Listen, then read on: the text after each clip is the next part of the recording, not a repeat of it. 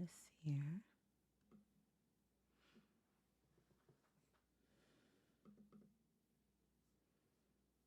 Hmm.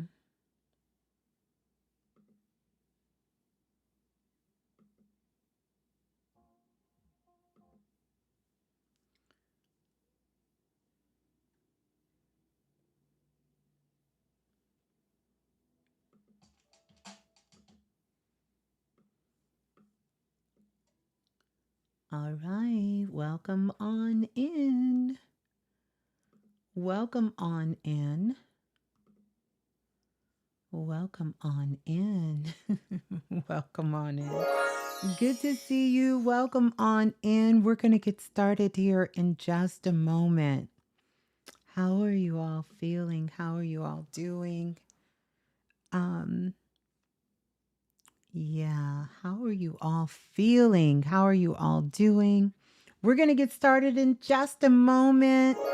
Happy Cancer season to everyone. I wasn't expecting you guys to pop in here that quick, but good to see you, Mr. MVP. Good to see you, 7 grams.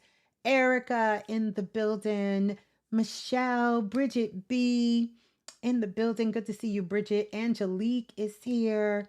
Welcome on in. I was random crying earlier and I had hopped on when you saw the title. Yes, we're going to talk about it. We are in Cancer season. How's everybody feeling? Welcome on in, Cheryl Lynn. Welcome in, Sia Taylor in the building. Sheena is here. Griffin, what go on, Griffin? Hugh is in the building. Minnie Lou is in the building. Welcome on in. You all let me know. Let's get some likes up. This is a little after hours, but I said if I finish early, I definitely was going to come on. Got a little bit of some lighting and stuff going on. Welcome in, Quan. Good to see you. Cosmic Love. Good to see you. Yeah. We're going to hear a little bit of music and then we're going to talk about some things. I got some things that we're going to talk about. Tracy, welcome on in. That's a great idea. Let me know where you all are tuning in from. Fort Lauderdale in the building.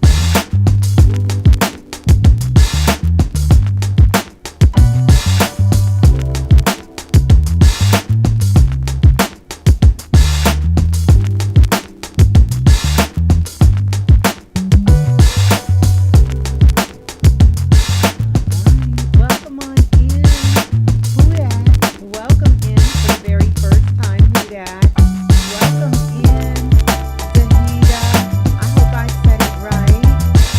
As well as Christine. Welcome on in. Cancer season. Absolutely.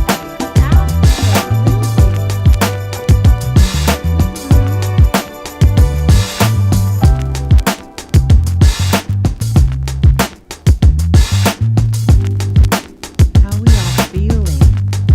How are we all doing? How are we feeling? Welcome in, New Diamond. Good to see you.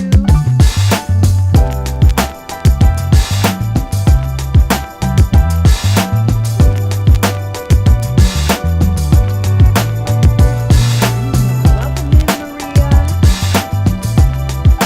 My mic is a little low. It's probably because the music is a little extra high here. We're gonna turn that down just a little bit. Gonna turn that down. C Diggs, good to see you. Your solar return is June 25th. All right. We got the Cancers in the building. Welcome. So, I got a couple of announcements that we're going to talk about here in a few moments, and then we're going to talk about Cancer season. We're going to talk about the show yesterday. Oh my goodness. Welcome on in, Scotty. Okay, still too high? Let me turn the volume up. Is that a little better? Thank you, Who Dat. Is that a little better? Can you all hear me better now? First time here catching the show from LA. That's Ortez. How do you say your first name? Ezila? Ezila? I don't want to say it wrong. And I'm sure I did. I'm sure I did. But listen, if this is your first time here, let me be the first to say welcome. Got LA in the building. Thank you, Christine. Good to see you, Christine. Rose Gold in the building. Welcome on in.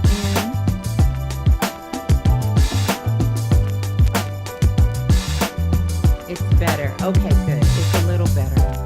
Well, we're going to see. Hey, Goddess Rainwater. I was hoping you came by. Mama Zika, welcome on in from New Jersey. Welcome in. Lori Lee, welcome in. Hola to you. Chief Bighorn 9 Ethers. All right. Okay. Yeah, you going to get some sugar on the 28th. I know that's right. You know, Ms.Blue, I had to push through today. Felt like I wanted to relax. And the weather was like hot chocolate weather, rainy. Ooh, I love that. I love that. Thank you, Roberta. So good to see you. Listen, Deer Park in Houston, H-Town in the building. Welcome in. Listen, first of all, I want to say welcome to everyone who's here. Let's get the likes up so we can let our soul family know that we are live here. We're live right now. We're live. And I'm going to talk a little bit, but I got a channel that I said, let me give it to you now because we have this new moon that's coming up. And I'm so excited for that. For those of you who are part of the futuristic activation, you will be getting that. You will be getting that recording for the week for the new moon. I'll be sending that out to you. So you'll actually get that.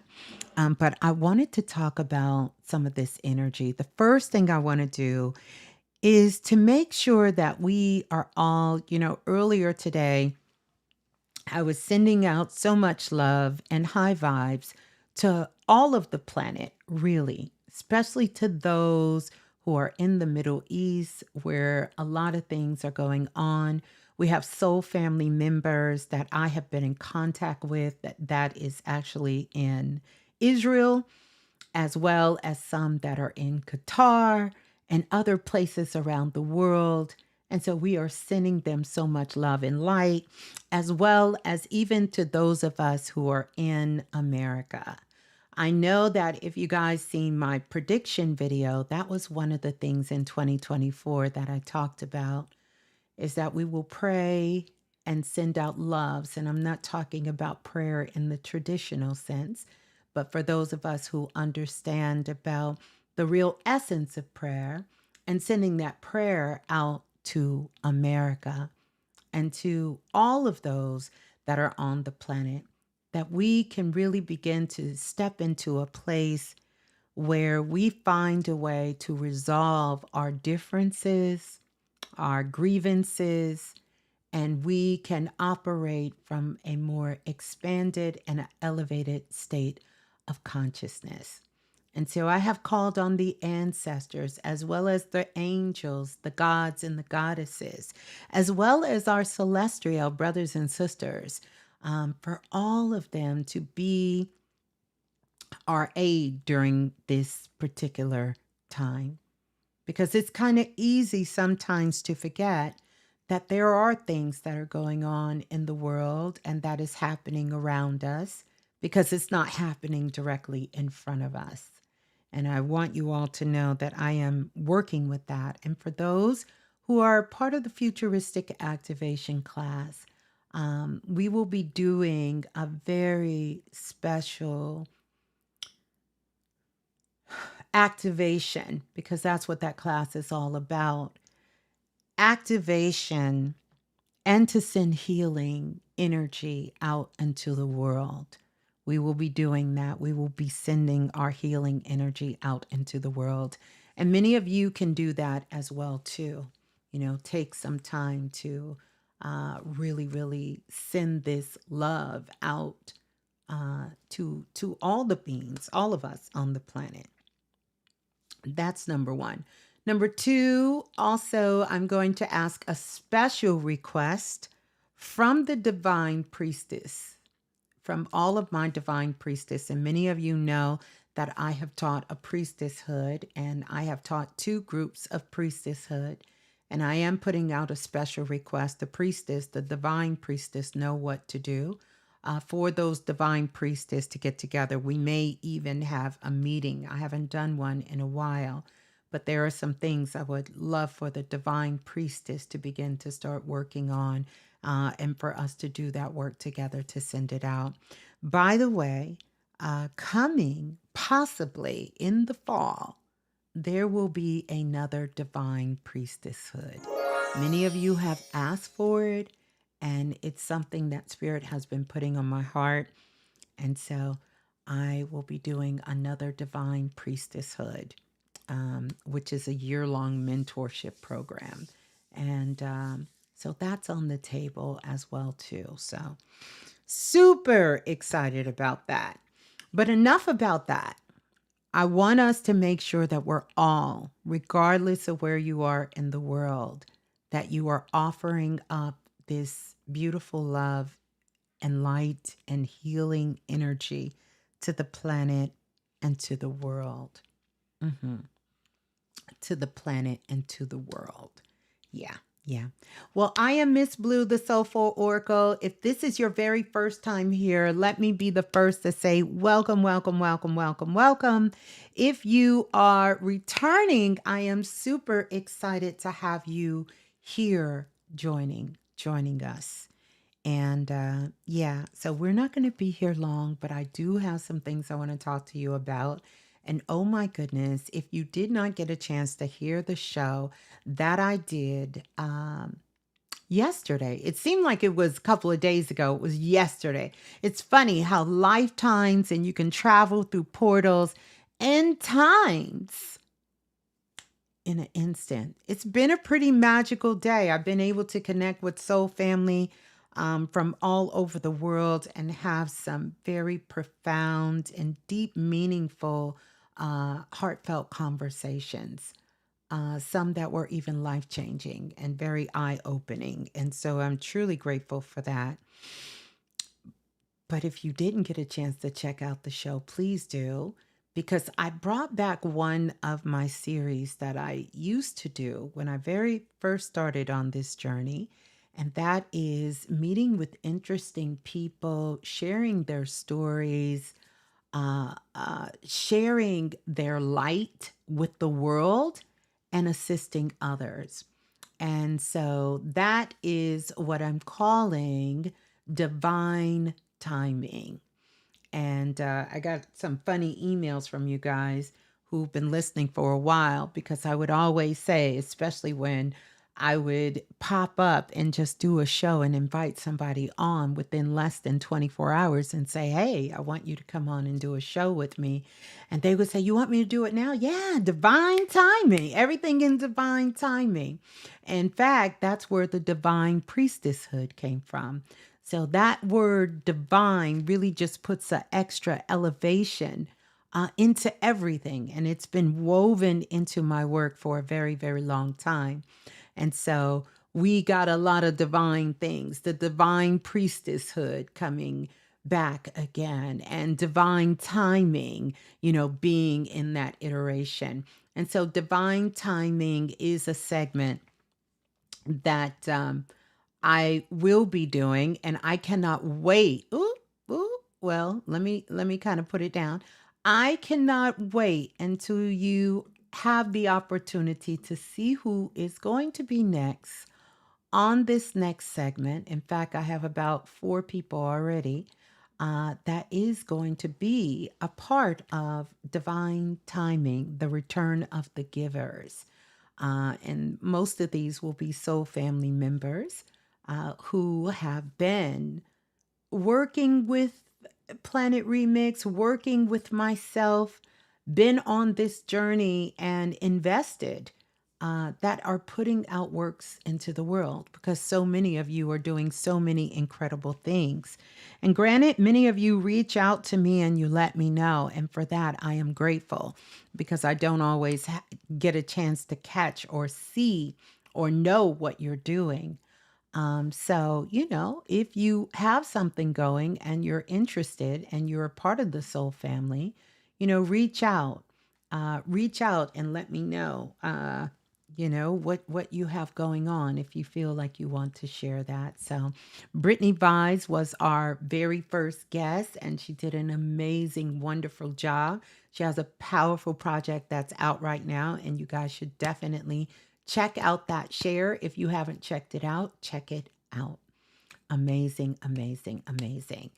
So, how are we all feeling? How are we all feeling? How are you guys doing? Whew, it is Cancer season and it is coming in, dare I say, with a bang. I don't know how you all are feeling about that, but I know that Cancer season is coming in with a bang. And I can tell with all of the feelings. So, we're going to be talking about it. I'm going to be giving you some positive omens for you to take a look at. And this light is bothering me. So, if you guys see me kind of doing like this and moving all over the place, I got a bright light that's shining very bright in my face that I can't get at right now. So I can't cut the light out.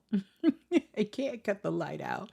But it's pretty bright and it's kind of glaring in my readers here. But we're going to be talking about moles and ballerinas, random crying, all this good, juicy stuff with this Cancer season. And I also see some of you are saying about nursing those mother wounds because we know Cancer is the great mother. But let me tell you this, nursing mother's wounds are there, but let's also put hashtag nursing divine feminine wounds, nursing wounds of creativity, nursing wounds of spirituality and intuitiveness, because all of this goes into that, especially when it comes to authentic creativity, nursing those wounds. Cancer season. Yeah. Mm-hmm. Mm-hmm. Mm-hmm. I want to welcome you all into this very special live. And so tonight, it isn't about numbers, but I am celebrating crossing a soul mark. And that soul mark is 15K. As many of you know, I have been streaming for a long time, but I haven't been on YouTube for a very long time. And we have 15,000 viewers. Like, I got the numbers on the back end. If anybody has YouTube, I seen them coming in a couple of days ago. But one of the things that YouTube have been good with, at least with my channel, I don't know how I got so lucky, is that if anything is spam or bot, they subtract those numbers out. And so it's always good if you are subscribed to the channel that you periodically look, because if you're not active, if you're not commenting, if you're not doing things, then they assume that you're a bot, that you're not a real, it's not a real account, to make sure that you stay subscribed. But I want to say thank you to everyone, absolutely everyone, because we crossed that threshold of 15,000 on YouTube. And that's a big deal on YouTube. Streaming numbers, that's in the millions. That's a whole nother story. But right now at this transitional point, to be able, this is key, because that's one of the things that I said that I would do. Numbers don't really mean that much to me. But what does mean to me is that I know that these are real living bodies, that you guys are high vibrational beings. That means the world to me. To know that this is authentic, real, live, spiritual beings who are supporting the platform. That means that 15,000 souls tuned into this frequency, into this work, into this portal. That means a lot. And they're authentic numbers. That means so much to me. That's one of the things that I never celebrated. And Panic used to get on me all the time and say, we need to tell them numbers. We need to show them numbers. And I would say, no, because it's not about the numbers. And it really isn't. I really could care less about the numbers. The work, oh, I care about the work. The numbers, I don't really care. I'd really rather have one person who's here that get it, that means that this work means something, than have a million blank viewers that could care less. That could care less. But I am so truly honored. And, a big thank you goes out to Brother Rich from being on his platform, the Born King Ali being on his platform, Dr. Alicia being on her platform, everyone's platform, King Simon, his platform, everyone's platform that I've been on. And to each and every single one of you who are soul family, who passed the show on to someone, that you told someone, whether it was a family member, a coworker, a stranger, somebody else that you communicate, you guys speaking my name in the most beautiful light when I am not able to be in these places and spaces, and people have naturally tuned in. And so for that, I am so grateful. I am so grateful. I am so grateful. I am so grateful. And I'm so grateful for each and every single one of you, because it's not a me, it's a we. We did this. We did this together. And so I am truly, truly, truly grateful. Yeah. 12,000 to put on my little big 6-7 in the ground. So glad to hear your voice, divine timing. I am grateful. Absolutely. Absolutely, King. So grateful for you as well, too. And thank you all for, being here. So I wanted to make that acknowledgement because, like I said, that was something I didn't do. Um, I didn't do. And a part of that was just the time that we were in.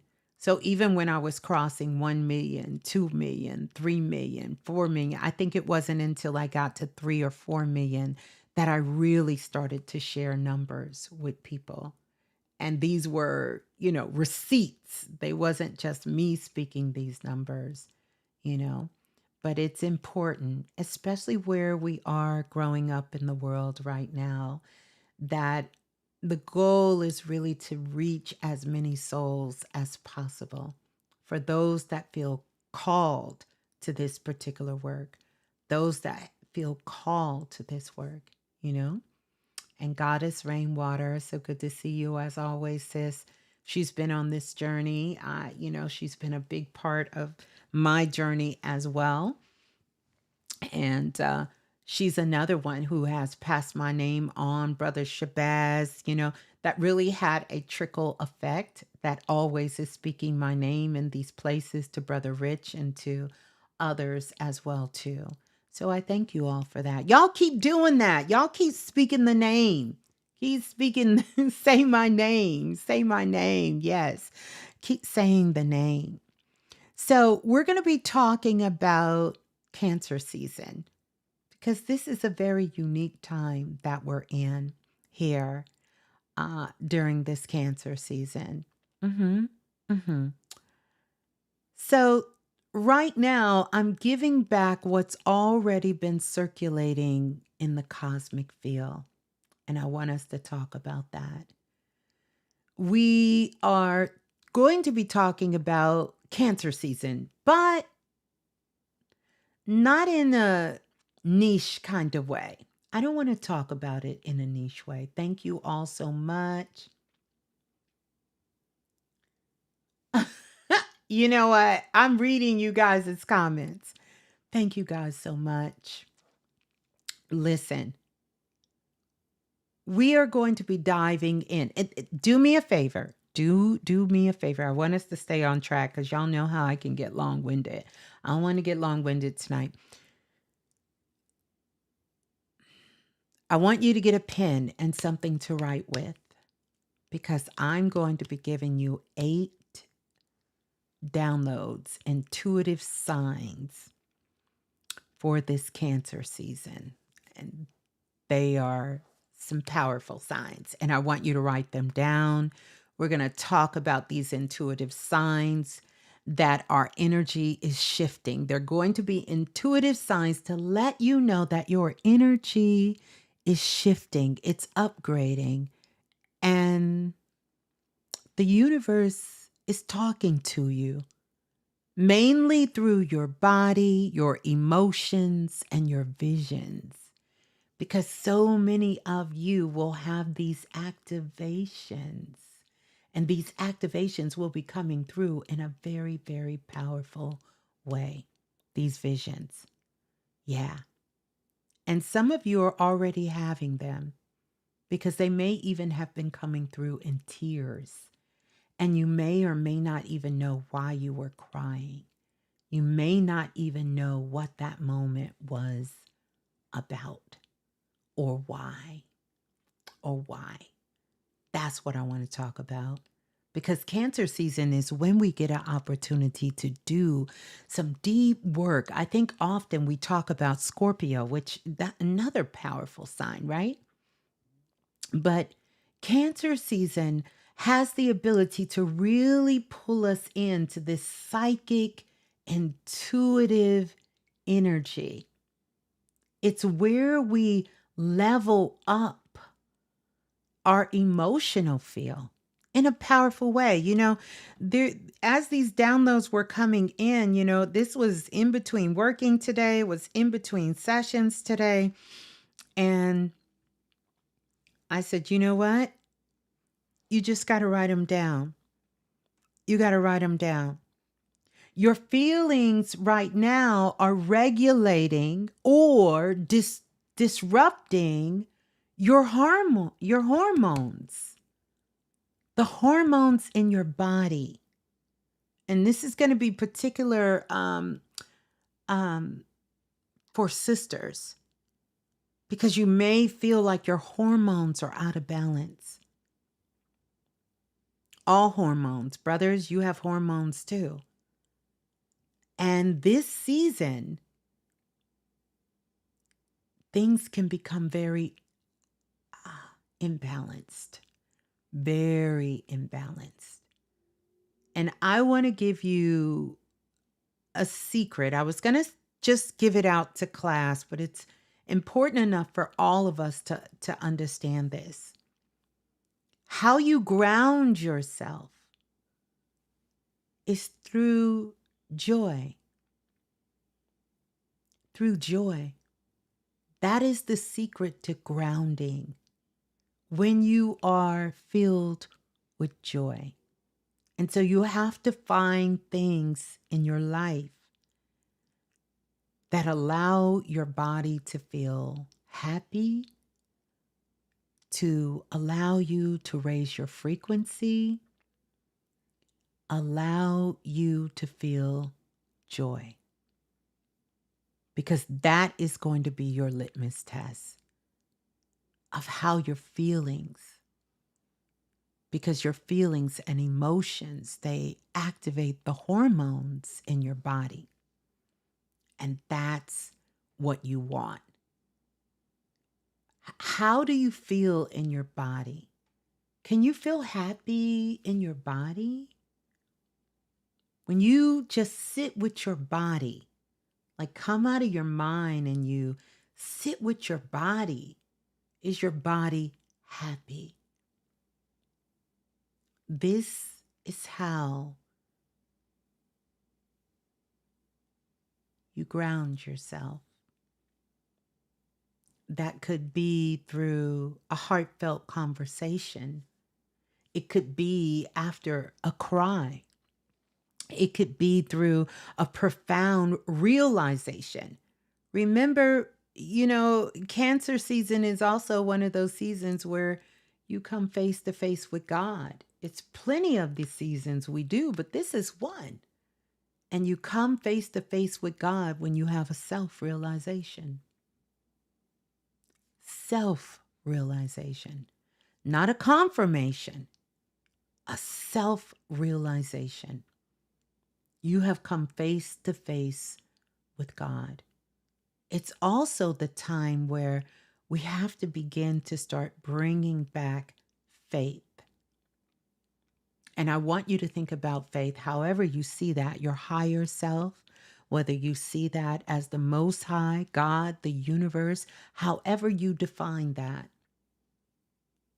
Because this is how you channel the essence of your soul back into your physical being.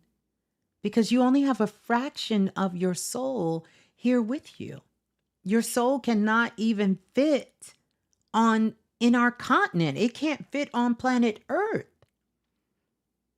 And so when you're channeling that energy from source, some call it their higher self, some people call it God, some people call it the universe.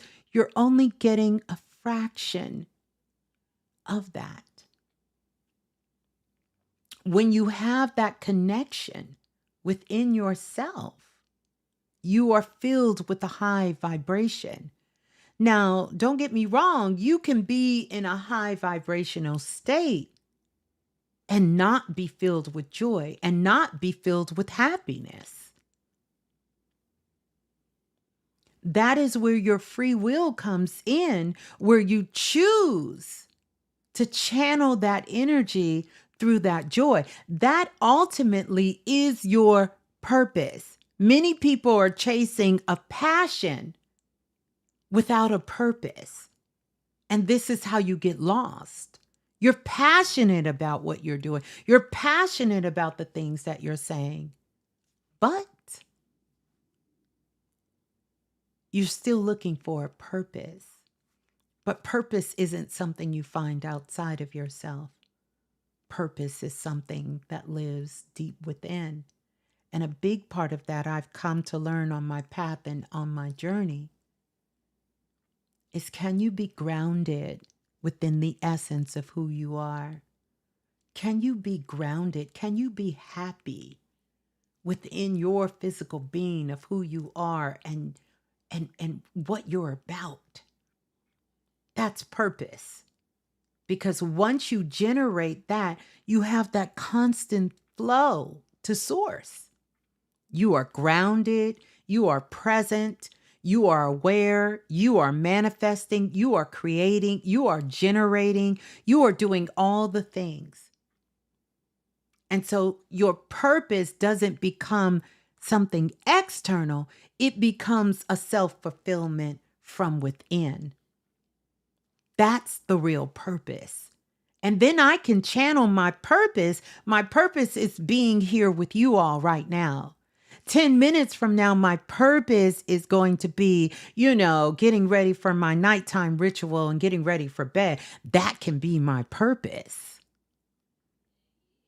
I'm not chasing a purpose, because your purpose is not outside of yourself. Your purpose lives inside. So don't confuse your passion with purpose, and vice versa, your purpose with your passion, because they're not the same thing. They're not the same thing. They're not even on the same wavelength. They both can make you feel good. Passion is temporary. Purpose is stabilizing. So when you have a purpose or you feel purposeful, you stable. Everything in your life becomes stable. Not externally, internally. So you know what's happening out here is because of what's going on within. And so as you begin to navigate and things happen, you still know, listen, it's all going to work out in my favor. The only way you can say that is if you really know your purpose. If you don't know your purpose, then you don't believe it's going to work out. How can it? I don't know my purpose. Can your purpose sustain you? Absolutely. Most people don't know what their purpose is. They think it's in a job title. They think it's in something that they're passionate about. And I say that with no malice. There was a time that I thought that was my purpose. What's my true divine purpose? And I understand when we say it, but I want us to begin to start looking in some real places for that understanding. Because that purpose, it's going to level you. It's going to up-level you. It's going to up-level your whole entire life. Everything from the material to the physical to your relationships, everything will up-level and it will be sustainable. Passion is not sustainable. You'll be going up and down, up and down, up and down, up and down your whole life. And you'll be trying to figure out, well, damn, what's my purpose? Because I'm just doing this. It's because you're looking for your purpose outside of you and not within. And that's where the work comes in. But Cancer season is a perfect time to really sit back and assess these questions, assess these feelings, assess this energy.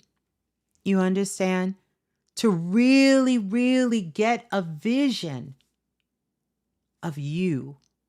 We got this new moon coming up, and I'm not going to talk too much right here, but it's not a new moon for kicking shit off. It really ain't. It ain't that kind of moon. But it is a moon for a clean slate. It is a moon for a reset. It is a moon for releasing. Even though it's a new moon, it is a moon for letting go. Letting go. Some of you, some of us, passion for your purpose. You can have passion for your purpose, but purpose doesn't need passion because it supersedes passion. When I have purpose, I'm not looking for passion. Does that make sense? I want to answer the brother Anubis question because that's a profound question. When you have purpose, you don't need passion. You don't went above the passion. I may be passionately in love with you. You do some ill shit, I don't love you no more. See how that worked? But if I have a purpose and I'm fulfilling my purpose, that's not flighty. That doesn't change. Because the economy change, because the winning team don't change, I remember one time someone asked me, they said, "Oh, Ms.Blue, you a Cleveland Cavalier fan?" I said, "No." They said, "Oh, you were cheering for Cleveland." I said, "I'm not a Cleveland fan. I'm a LeBron James fan. So wherever LeBron go, that's where my purpose for that team go. I'm not chasing Cleveland. I am connected to LeBron via purpose. I ain't got no passion. I got passion for Cleveland when he was there. But my purpose is LeBron. Don't get it twisted. So when LeBron went to the Lakers, that passion, that was off the table.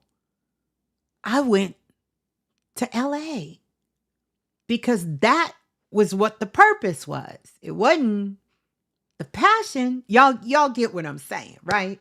You understand? Now, it's different with football, and I'm a sports girly because my brother and my dad and all the uncles, everybody's been sports in my life. Men I've been with, sports. So I found the love with sports, and I played sports at one time. Now, when it comes to the Philadelphia Eagles, I'm not passionate about them. That's my purpose team. So no matter who there, I'm an Eagles fan. It don't matter. Don't matter.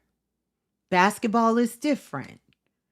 Wherever LeBron goes, that's where I go. That's who team I'm rooting for. And they'll say, oh, she's so passionate about the Lakers. No, I'm not. LeBron, when he leave there, I leave. So y'all understand what I'm trying to tell you. So you can see the difference because sometimes, but see, passion, I can have passion for a multitude of things and have no purpose with none of it. I can be passionate about a lot of shit, but no purpose for any of it. And that leaves you sort of unfulfilled. You'll be forever chasing the dangling carrot or the rabbit. You'll be chasing a dream because it's passion that's driving you. Passion is you giving yourself a permission to express your connection, your creativity, your energy, your attention.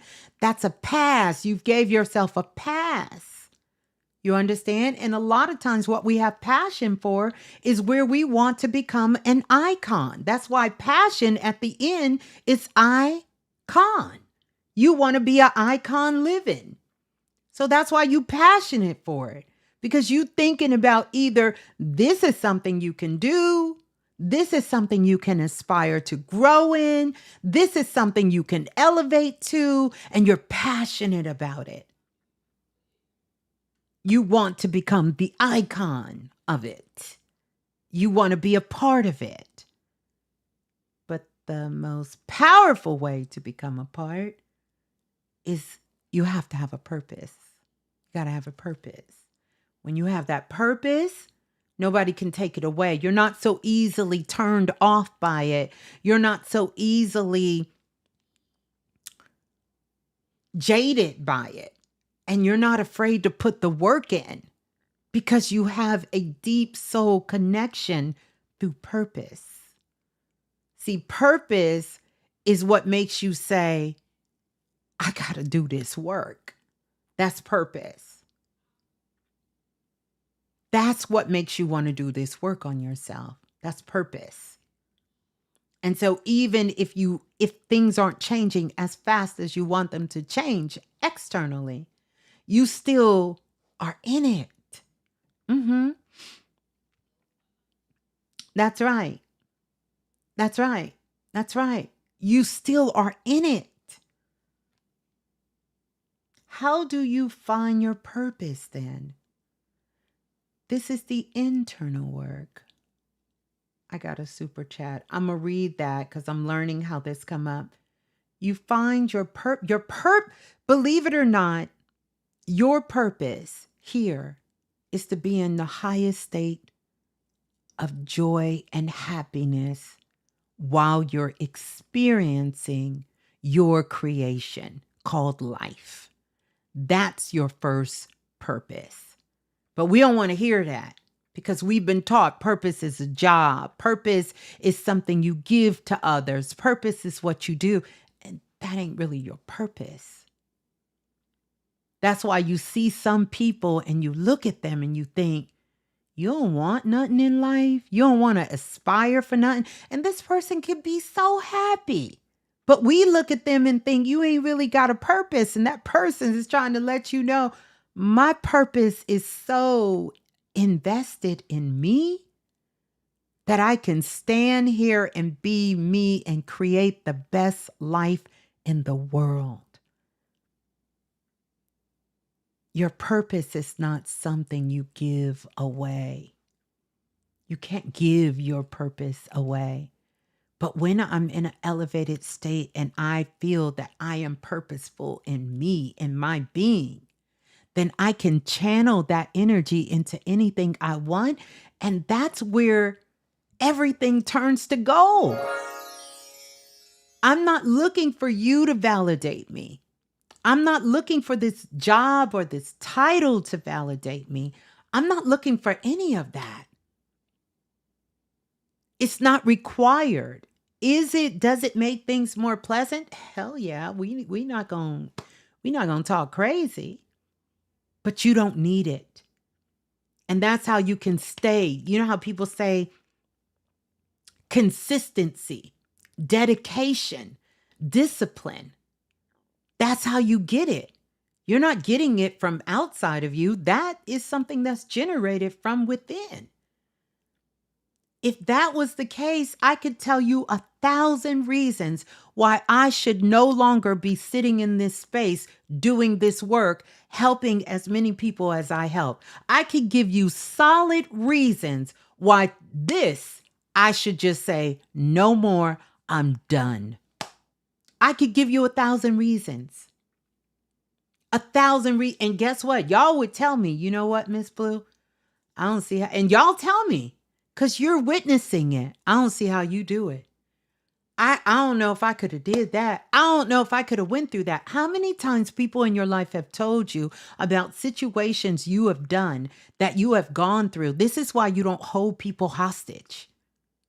Because you had a greater purpose beyond that situation, beyond that relationship, beyond that betrayal, beyond that hurt, beyond that pain. You had a greater purpose that didn't come from within that situation or experience. It was something deep within you. Now, granted, many of us are not conscious of that, maybe until sometimes down the road. And we can say, you know what? It's a good thing I met that person. No, I don't like the way things went, but it's a good thing that happened. We're not saying it's good that we experienced that. What you're really saying is good I had my own purpose, because your own purpose is going to save your ass every single time. That's what saved you. You want a savior? Purpose is your savior. That's your savior. That's the real savior. People are going through those tests now. Yeah, absolutely. That's right. That's your savior. Purpose. Purpose has saved me. Listen, purpose will save you. Passion will get you jacked up. Passion will get you jacked up and locked up. That's what passion will do for you. But purpose,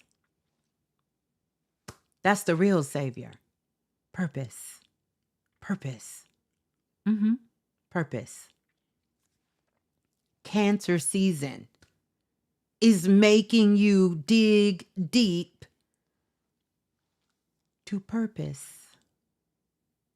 To your purpose. If you haven't thought about it in a while, if you thought you knew what it was, it's going to resurface and make you dig a little deeper. What you're looking for is purpose. It's in here. It's not out here. It's in here. Can you express it out here? Once you understand it in here, you can express it anywhere you go. You can understand this is when you will flip the switch. Flip the switch, if I can talk. You will flip the switch on life and you will stop wasting your life. Code word for your time. So when you see someone who is very selective about their time, they got a purpose. They got a purpose. They got a purpose. Because they're going to make sure that they understand the value of who they are. That's right, Cosmic Puzzle. Do that ish on purpose. Do it on purpose. Because then you'll start to move with a purpose. Everything will become driven from that purpose. Your purpose is the path of least resistance. I agree with that. Most times, you will get a little resistance in your purpose, but it's not coming from your purpose. It's coming from the illusion that purpose is outside of you. Because once you understand that your purpose is inside of you, anything could happen. And you're going to understand that how you ground yourself, not stop feeling, because we need feelings, but you will ground yourself back into where you are because you got a purpose. It stabilizes you. It heals your mind. It expands your consciousness and your awareness. Everything becomes different with your purpose. Yeah. Yeah. This is deep water work. You understand? Deep water work. Cancer water work. Cancer season is not about playing soft because we typically think of the divine feminine and yes, mothers nurture, but we know that a mama bear, if you mess with her cubs, she will kill you. She don't play. You messing with her baby? Oh, no. Right? So this is the season where you are not playing soft. It's about playing real, authentic and real.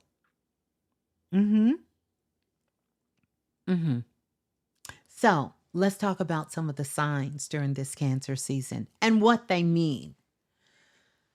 Whew, y'all, this is a big one right here. And I'm going to talk about this in, I'm not going to be able to go into all the details, but maybe we can get into some of the details. I think y'all can get this. Yeah, some people live their whole life not knowing their purpose or realizing what they thought was their purpose is not their purpose. It was their passion. Yeah. So moles or markings, like birthmarks and moles.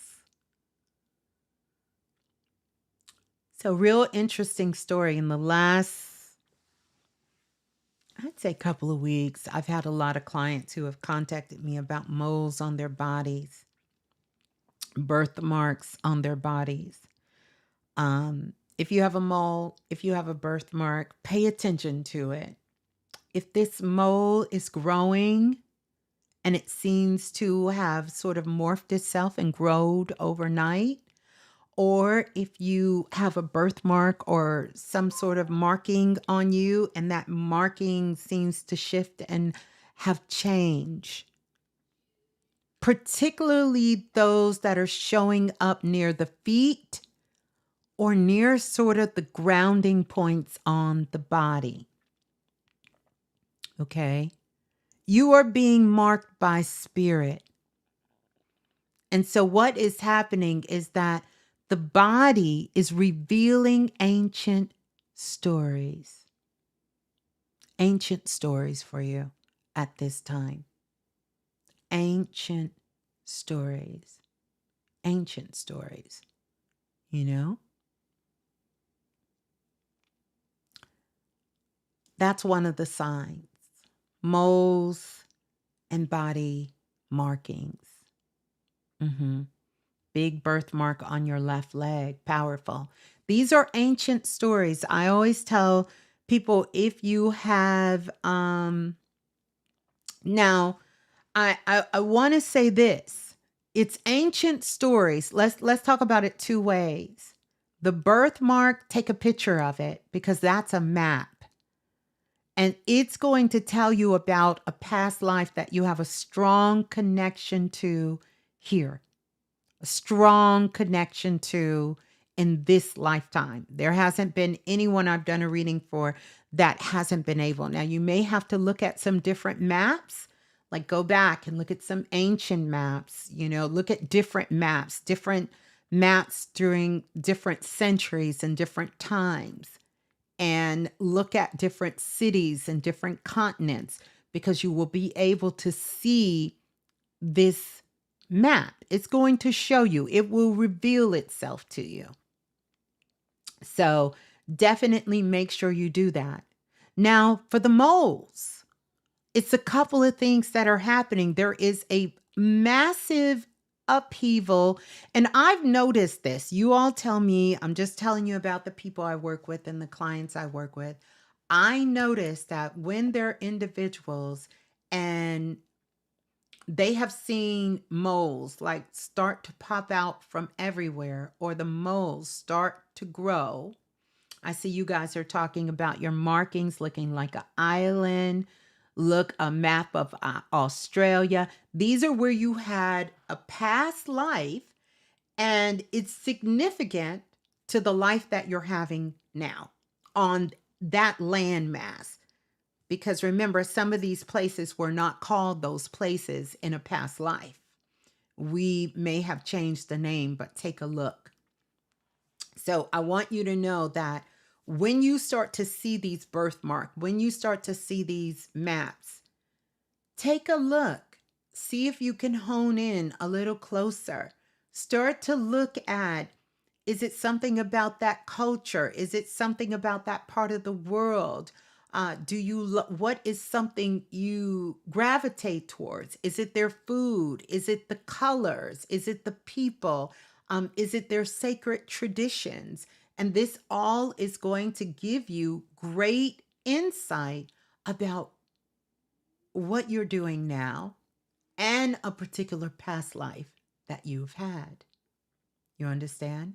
So the moles on the body, I have found that when there's going to be a lot of volcanoes, eruptions, when there's a lot of things happening in the sea, happening, and even some cosmic things happening, there is like this push where there are moles and different things that happen.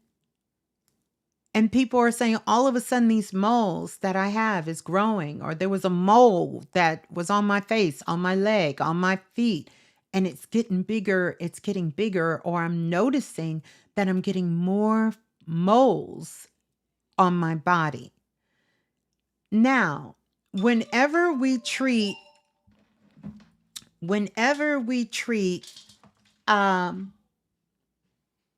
or think of it this way, everything happens in the unseen world. Everything happens in the unseen world. But we also must acknowledge what happens to the physical body, because that's important. If you notice that you're just getting a whole bunch of moles all over you, then we have to go within, and I need you to really do work and make sure you're grounding yourself. Grounding yourself in the most profound and loving way. Make sure you're grounding yourself, because it's also a sign that your nervous system is not regulated and you're getting extreme highs and extreme lows cortisol flowing through your body, your nervous system is happening. You have insulin running all through your body because there is a chemical reaction that happens with your feelings and emotions. And so it's important not that you stop feeling, but that you regulate yourself to make sure you're not being triggered by everything that's in your environment or even everything that the false matrix, your mind, is telling you. Because that is releasing hormones and different things in your body. And it can cause blood pressure to be out of balance. It can cause insulin resistance. It can cause things that they call diabetes, which, by the way, the energetic understanding of diabetes is a lack of joy. It's a lack of joy. It's a lack of joy. It's a loss of happiness and joy. That's what it's about. It's a lack of that. Something hit your sense system and it sucked all the sweetness and the joy out of life. It just took it out. It snatched joy out of your life. Usually that's either a loss of a loved one, a loss of a relationship, some sort of betrayal or hurt, or some sort of act. It can even be random act of some sort of violence or crime against you, or some sort of betrayal. So any of those things that are happening, especially with the moles, somewhere the sweetness was taken from you. Joy was taken out of you. You lost the joy for life. The joy of life. And when you become insulin resistant, that means you have numbed yourself to feeling joy, happiness, and excitement in your life.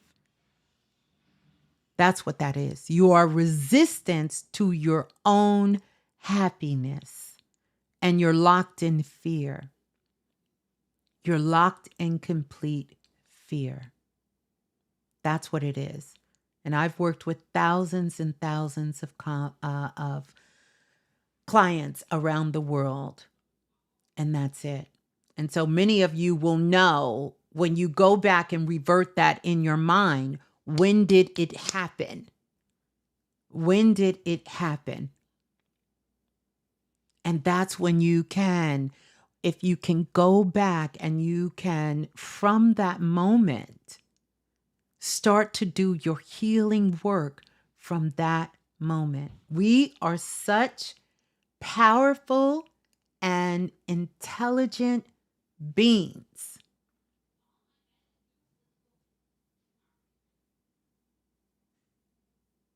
Mm-hmm. Mm-hmm. Intelligent beings. Uh, that we are co-creating our experience here. But sometimes we get so caught up in wanting to be like everyone else when our souls are fighting to show us something greater. And sometimes that greater is what makes us so different. Sometimes that greater is that thing that we want to steer away from, we want no part of. Because there is still joy for you if you're here, no matter what condition, no matter what circumstances or what happened. Everyone deserves happiness, to feel love, to feel joy, to feel excited about their life. That is a birthright to be able to do that. That's a birthright.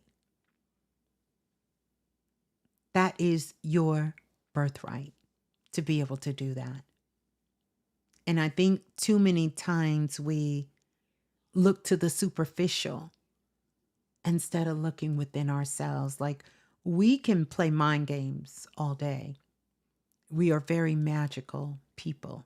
I don't doubt that. And we can do things beyond the imagination. And I know many of you have experienced that and you've witnessed that. If not for a glance in your life, there's been times that you've witnessed it.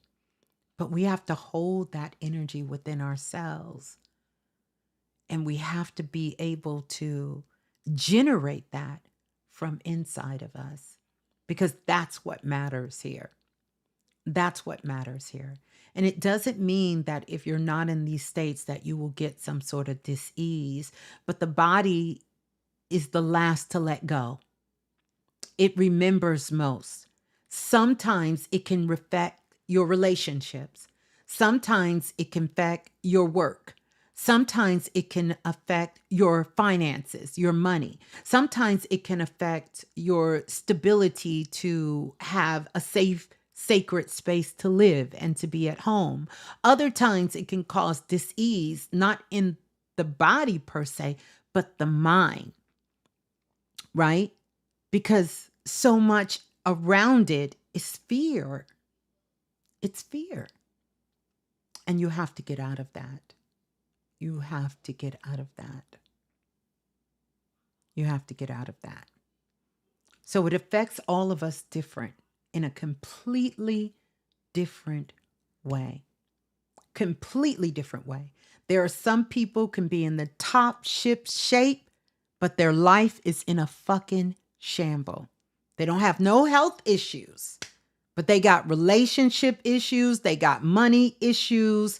They got, mental issues, but they don't have any physical body issues.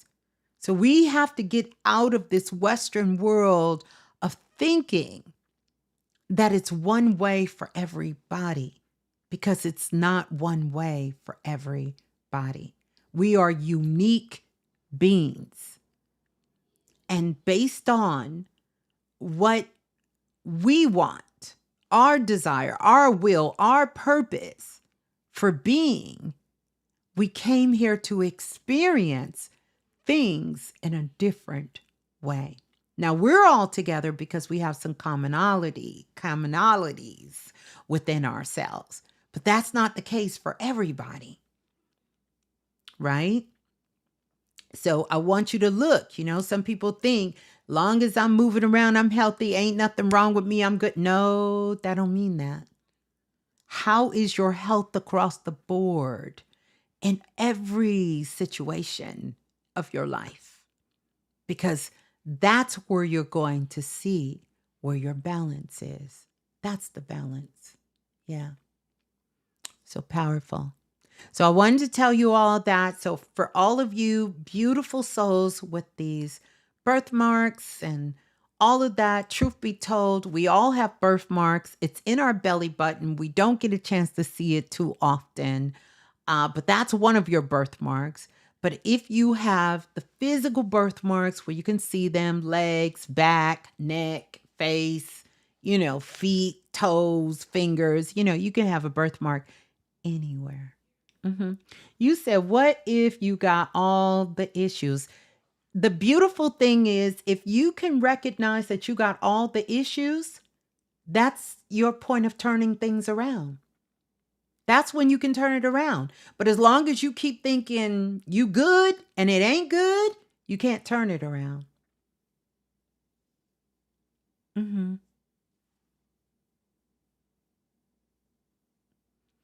Who would you be if you had no fear? You would be you. It's not to have no fear. It's to understand and recognize when fear is real. And 99.9% of the time, the fear is not real. But trust me, if you live long enough, you're going to have some real fears. But you can't live in fear. It's not meant to live in fear. But fear is real. But only 1% of the time, not 99.9% of the time. Corey said, I was recently diagnosed with diabetes. Bring the joy back in your life.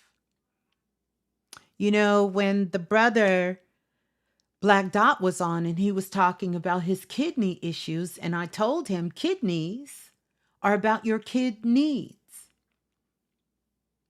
It's about your kid needs. And one of the things that really sort of spiral things from the kidneys, it starts with the blood pressure. You can see how things work in the body. First, you lose the joy. The adrenals is racing. They sit on top of the kidneys. And then it starts to move through the body in different ways. But the kidneys itself is about kid needs. And so you go back and you look through your childhood, but you also go back and you look at where do you have joy in your life? Where are you denying yourself the joy, the happiness in your life? Figure out what makes you happy and then go be fucking happy. Be happy. We spend so much time in contrast of happiness. So much time in contrast to our happiness.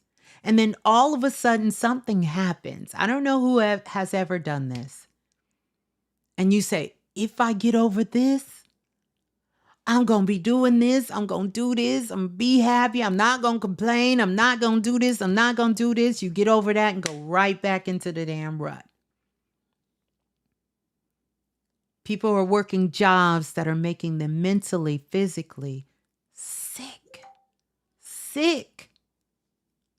Find joy. Do something. Dedicate time in your day, in your life, for something that makes you happy. I don't care if you got to close your eyes and wave back and forth and breathe deeply and pull that feeling in. Something that makes you happy. And then get out of the judgment. I'm not talking about a destructive happiness. I'm talking about a real, authentic happiness, a joy. And sometimes it's as simple as maybe watching your favorite episode of Martin. Maybe that's what takes you back, and you can get a laugh. You know that you can lift your spirits, and you could be like, it could be, getting up early in the morning and before anyone else gets up and going outside and looking at the sun and the sky. But I get it. That don't do it for everybody. Maybe what makes you happy is, and I'm giving you day-to-day things so you can make it real. Maybe what makes you happy is, you know what? What really makes me happy is to drive through this neighborhood because I know one day I'm going to have me a house. Or maybe it's to go over here and go visit this farm because one day I want to get a farm. That can make you happy. I tell people when it comes to things that make you happy, please don't put it in people. People will disappoint you. Don't even put it in your children. Don't do it.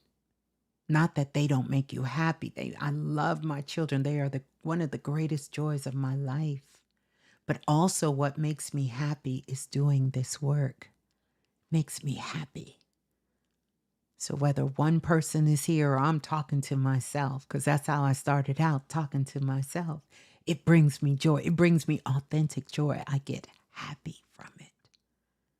Find something that makes you happy. Your litmus test is how do you feel in your body? That's your litmus test. Something that brings you joy. Could be your favorite song, could be dancing. Do that a little bit by little bit, by little bit, by little bit, by little bit. Yes, Felicia, that's something I give out all the time. Make a save me list. And when you need that save me list, you pull your phone out, let me play that save me list. because that's going to make you happy. Mhm. Some blood groups are immune to disease. I haven't found that to be true. I haven't found that to be true because I've worked with people from all blood groups, and I haven't found that to be true, that just because you have a blood group, you're immune. Because at this point, we have morphed our blood so much that whatever they told you you were, you ain't really that. That's why they don't give out blood tests anymore.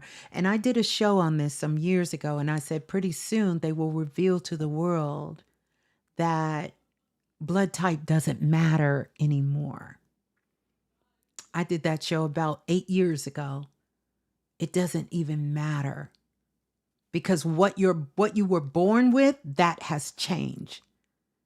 Biologically, that has changed.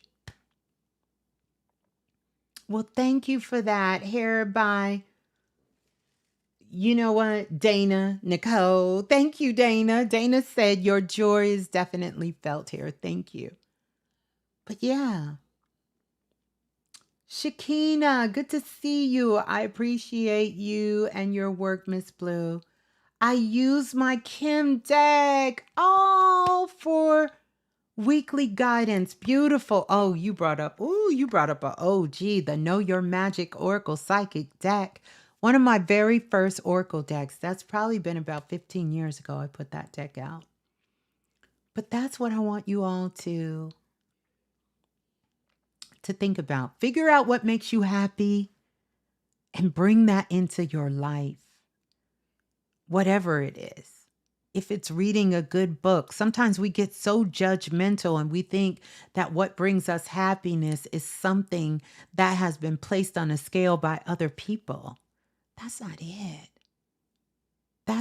You got to get out of all of that and really find your true joy. Okay. So let's go on to the next sign. Next sign is a upside down ballerina. Either you catch it in a vision or you see it physically. A ballerina and she upside down. You know, you could be walking by the toys section in Walmart and see a ballerina upside down. Upside down. I still do have them. I actually have that and my numerology deck. I keep saying I'm going to relaunch them, but I'm going to get around to it. I'm going to relaunch them again. So when you see this upside down ballerina, right? Physically, in a vision, in a dream, on Instagram, anywhere, you are learning to move through divine chaos with grace. That's your sign. This is your spiral initiation. So you see a spinning ballerina and she upside down. I don't care if your little baby girl brings you your box and she got a ballerina and she got it upside down. It don't matter. You've seen it. That's your sign. The other sign, and some of you came in with this one, sudden crying spells for no reason. You just cry. You just cry. You do a Life Jennings, must be nice, and you just cry. You are learning to move through clarity, moments of clarity. That's your spirit detoxing emotional debris that you've been holding on to. It's feeding your soul. It's feeding your soul. So if you've seen that, you want me to bring them with me when I come to Brooklyn? I sure will. I'll make sure I have an extra box. If you just see yourself suddenly, you just like, dang, I'm crying. I don't know why I'm crying.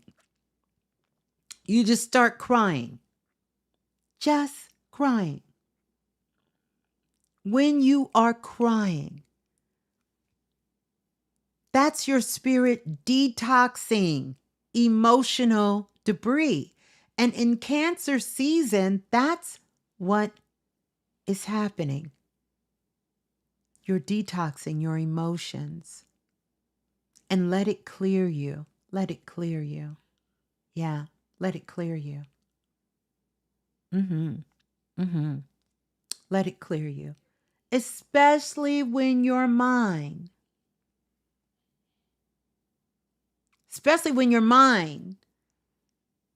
can't really pinpoint why you crying. Because the mind is going to try to, the mind is going to say, make it make sense. We crying because of this, but in your heart, no, that's not why we crying.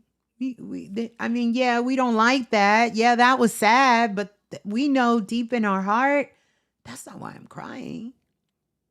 You're getting all of that detox of your emotional debris. It's coming up. It's coming out to clear, to release itself. Yeah. Allow yourself, good point, Joe. Allow yourself to feel this. And then when you're done, then you move into joy. But allow yourself to feel. Allow yourself to go through this detox, this clearing. Mm-hmm.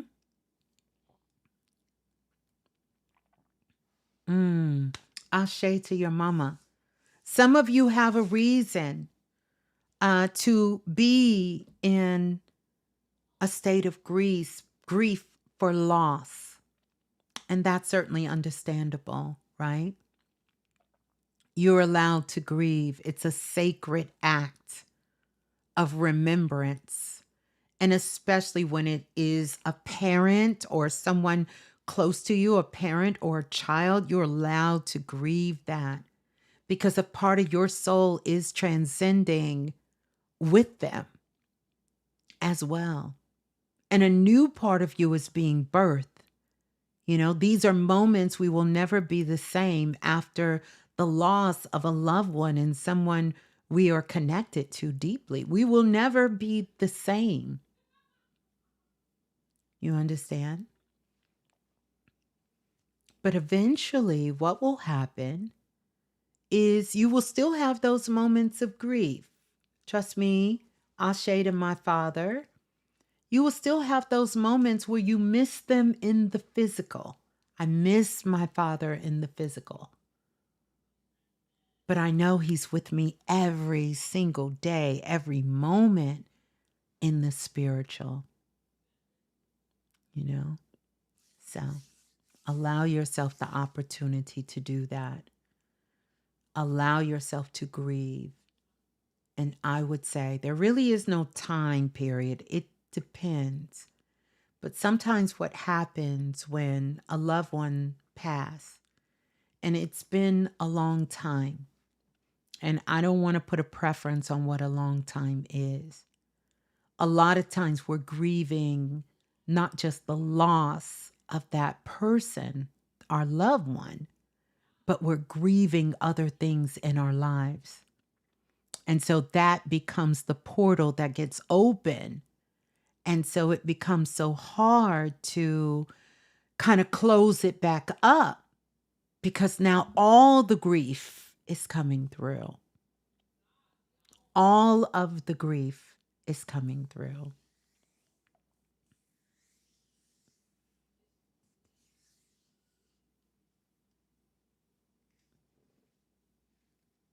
Yeah, yeah. And I know with the state of the world, but here's something I would say. However, we're feeling about the world right now, know that you can change it. But we can't change it by thinking that people in power have the power and we have no power. Because that's kind of what, and I hate to use this word, but that's what they want you to think. That's what they want. They want you to feel like your hands are tied, is nothing you can do about this. And there's absolutely something that you can do about this. And what we all can do about this is make sure we are expanding our consciousness and awareness, making sure we stay connected to ourselves and our purpose, and we are living in that highest vibration every single day.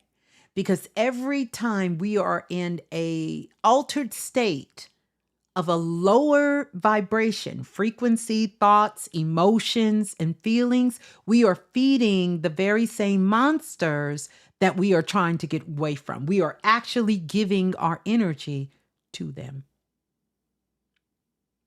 Actually giving our energy to them.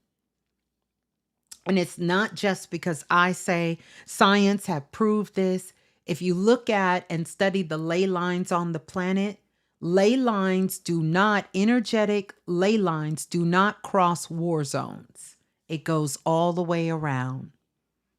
So the frequency, the Kundalini on Earth, as it's running through Earth, and it can be measured, it will not cross war lines.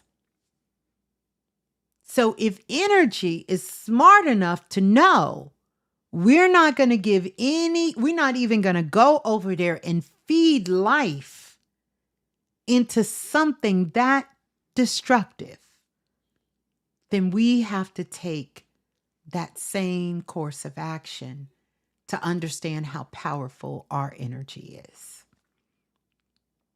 If we all could come together and really raise our consciousness, and when I say all, I'm talking less than 10% on the planet, we could shut all this shit down in an instant.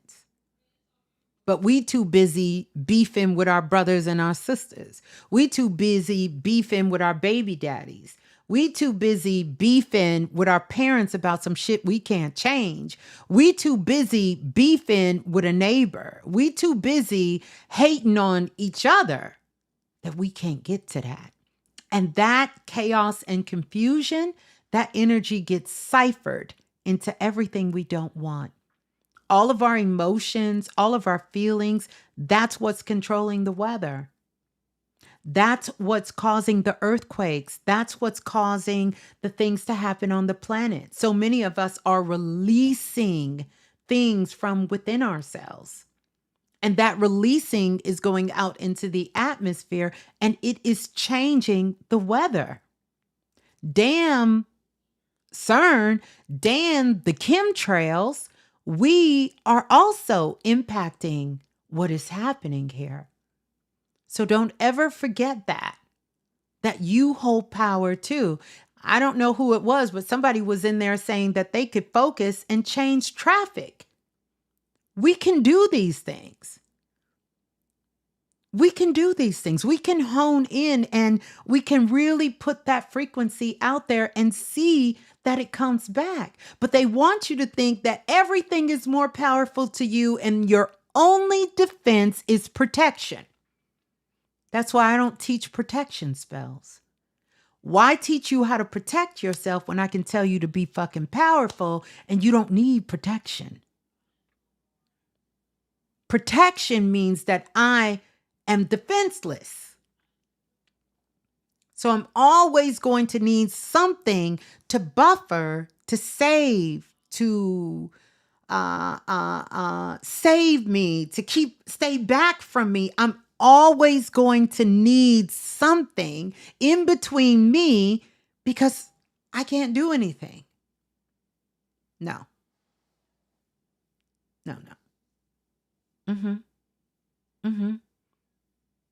I don't need to tell you how to protect yourself.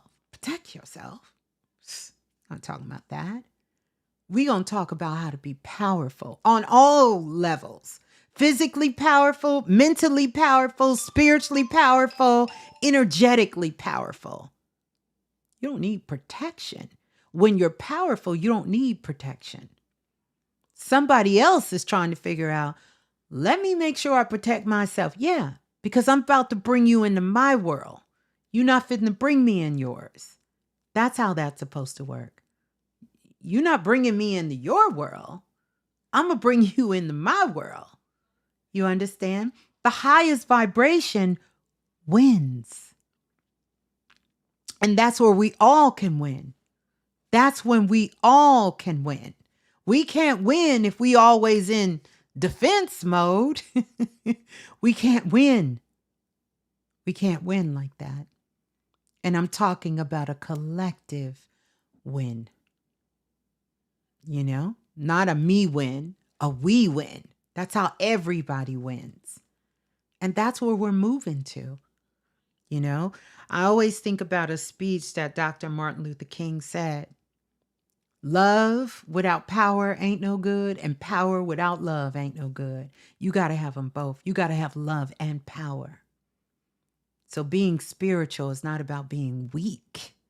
It's quite the opposite. You are being held to a whole nother standard. So I know when I get upset, I got to power down because I don't want to be reckless with my gifts. Because when you're reckless with your gifts, then you open yourself up to all of those things you say you ain't about.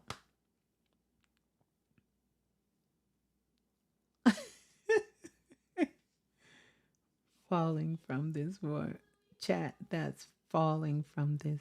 Sorry, guys, was fussing. Who you fussing with, Natural Mystic?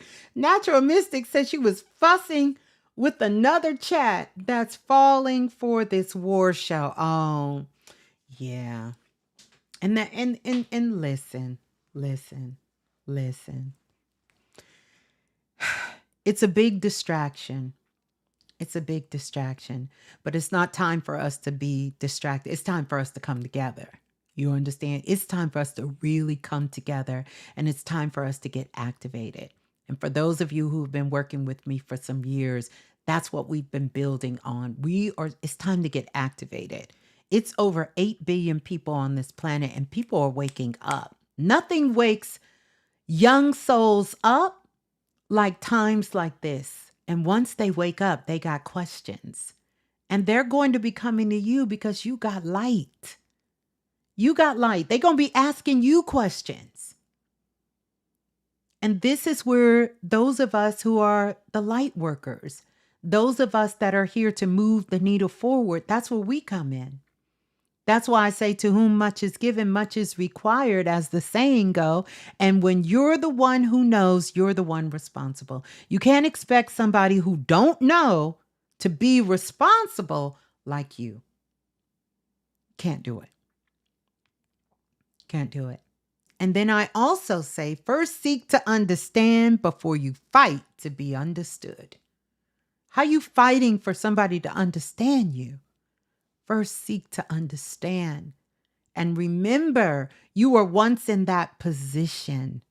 You were once there. You were once there. I don't care what you say. You were there. And if you weren't there in this life, your ass was there in another life. Oh, you done been there. Oh, you done been there. If you hadn't been there, you wouldn't be feeling the way you feeling. You wouldn't feel the way you feeling if you've never been there. You would never feel that. We have a lot of new souls on the planet. And I don't care how old you are. It's not based on your physical age. There are new souls on the planet. And new souls don't really get it. They don't believe fat meat is greasy. You understand? And see, this whole little battle thing is waking those new souls up to realize, oh, fat meat is greasy. Yeah, it's real greasy. That's why people don't like to eat fat meat. It's greasy. And these new souls need to learn compassion. They need to learn how to be loving and kind and thoughtful human beings. They need to love that. They need to know that. They don't know that until that shit is brought to their front door, until something affects somebody they love, until it's right there in their face, until they experience something. And there you go. And then it's still a choice because some just become even more bitter. Others become more loving and more kind.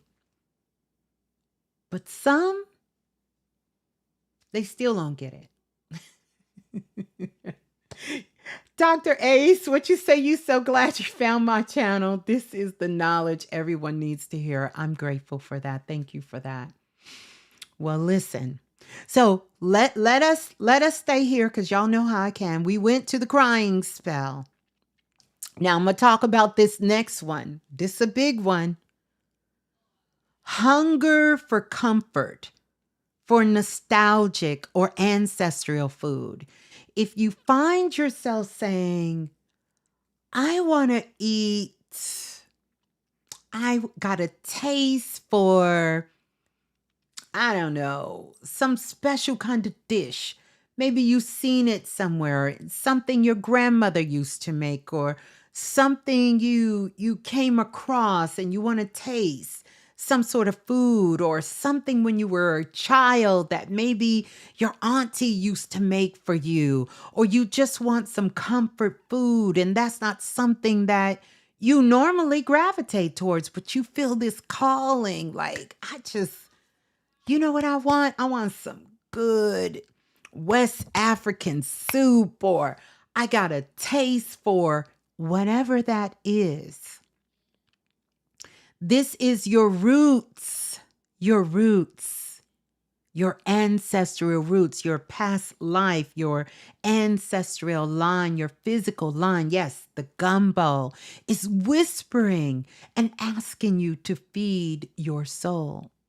And you can also have activations through your food.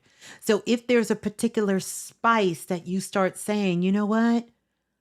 I want some, I got a taste for, a particular spice. Like maybe you want some curry, or you start saying, I want to taste something with some basil in it. And you are having these orifacts, through your taste buds. This is your DNA saying, I want to activate something from your root that is deep within your DNA. Either it's your physical DNA or your spiritual DNA for you.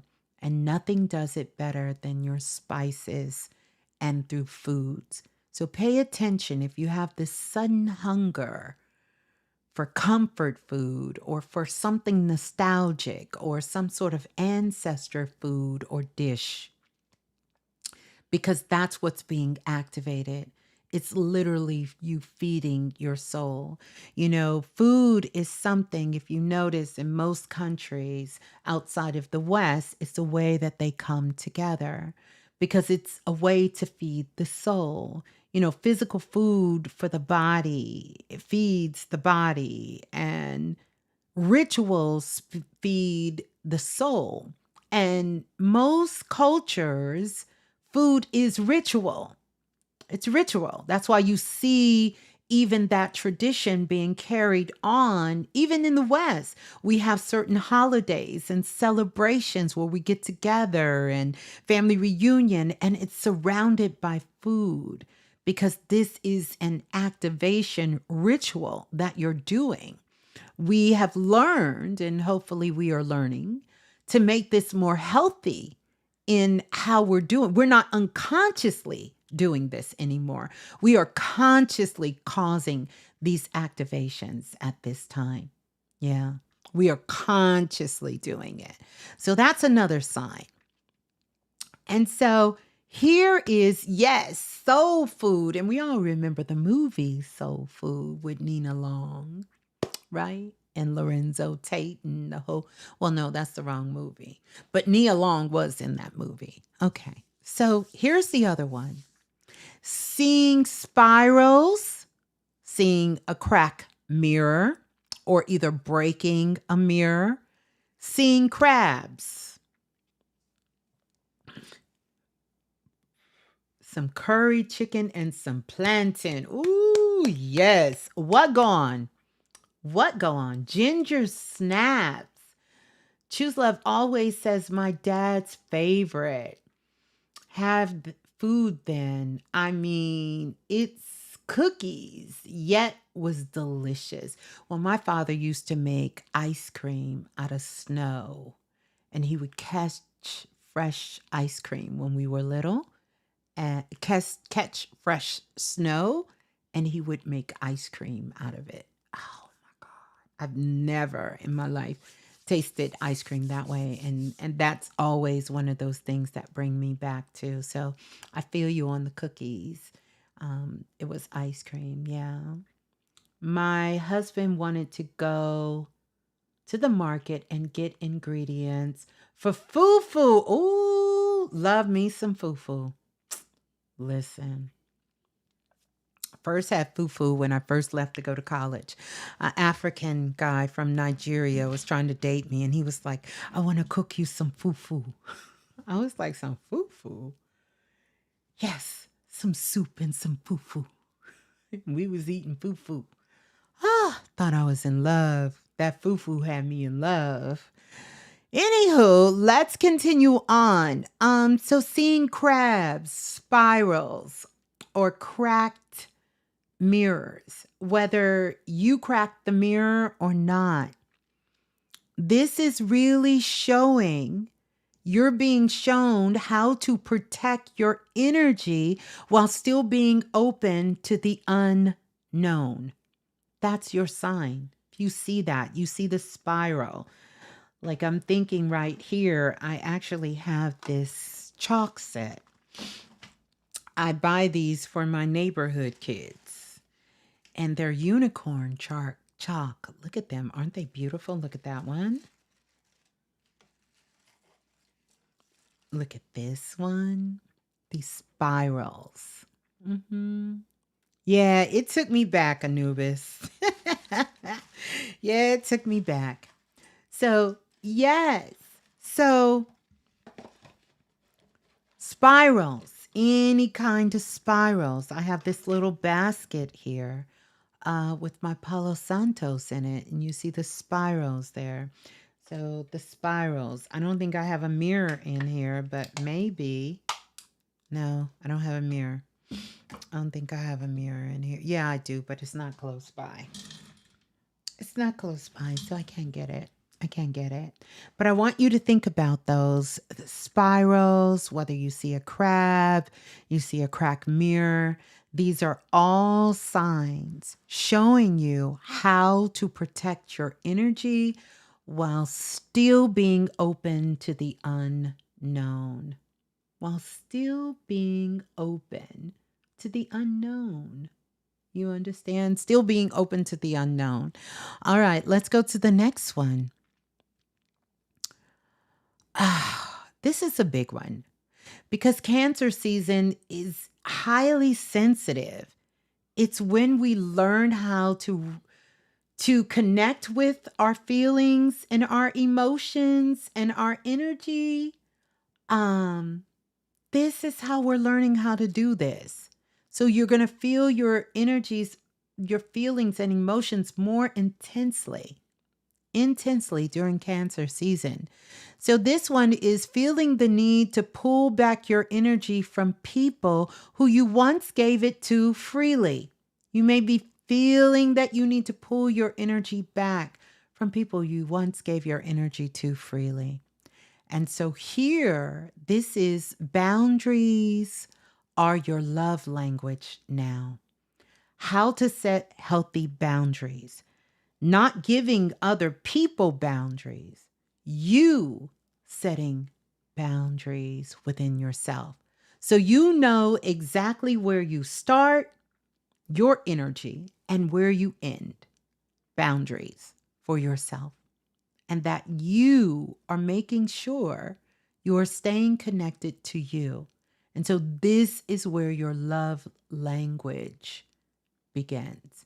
And you have to know that. You have to know, when do you need to pull your energy back to a place you gave it so freely? So freely, right? And I'll leave it at that. You guys got the point of that. All right, let's go on to the next point. More vivid dreams and dreams with symbols and people from the past. That's going to be key. Dreams becoming so vivid with so many specific specific symbols that and people from your past. Could have been someone you went to school, elementary school from, popped up in your dreams. A ex popped up in your dream. All of these things popping up in your dream. So when this happens, what I want you to do, make sure you pull out your dream journals and you start documenting this. Because what this is happening is the moon is opening your subconscious library. The moon is also connected to the subconscious as well. And that library is opening up. And so all of the things, everything you experience, all of those things are being stored in your subconscious mind. In fact, when you work with the Oracle deck, when you're working with the tarot, you are helping to build that library of symbols. And these symbols are connected with the elements on the planet, the earth, the air, the fire, the water, right? The different states of consciousness and awareness on the planet, frequencies through the numbers, through the colors, through the signs, through the symbols. That's why I really love working with the Oracle deck as well, because all of these things are being stored in your subconscious mind. In fact, and you can even do it with the tarot, even though I use the tarot deck, I just don't oblige by the typical tarot rules. I understand the undercurrent of the different cups and the major arcana and the minor arcana, because all of these things are connected to the different levels or different dimensions, which are no more than different frequencies on the planet. And this is where the understanding comes from. By the way, the very first tarot deck was done by a sister. She did all of the artwork in the deck. And many years ago, I interviewed her great niece, who I believe was from the UK or somewhere there, and did an interesting story on her. Very powerful. And a lot of people don't know that rider deck, that first deck, all of those symbols in the deck was done by an African American woman. Clock it. So, yeah. So when this happens with the moon. I want you to know when you're having these vivid dreams, like they're real vivid dreams, symbols, people from the past coming in, the moon is opening up your subconscious library, which means there's going to be new signs and symbols to come in. And you're just going through seeing where all of your signs and your symbols and these things are. You're coming through, and you'll start to see them play out in real life. I'm not talking literally like you'll see a man walking down with eight swords on his back. I'm not talking about that, but I'm talking about the archetypal energies will start to reveal themselves in your life, and you'll see how things are playing out. And it's going to give you a deeper and a more psychological understanding of how to read energy. And so you will begin to start reading energy on a completely different level. You're not going to be going by whatever the card says. You're going to see this in a way that is very profound, right? You'll see this is where a fiction meets reality. You're going to see that playing out in your life. And it's going to open you up intuitively, or at least it should, to your higher mind, where you will have options that your mind can't come up with. So that is the power of more vivid dreams with signs and symbols and people from the past coming in. Next, here's another one. This is Cancer. Brothers, stay with me, because I'm talking to y'all too. Feeling soft but powerful at the same time. I know y'all don't like that word soft. So what's another word I could say? Feeling, I don't know another word. Feeling,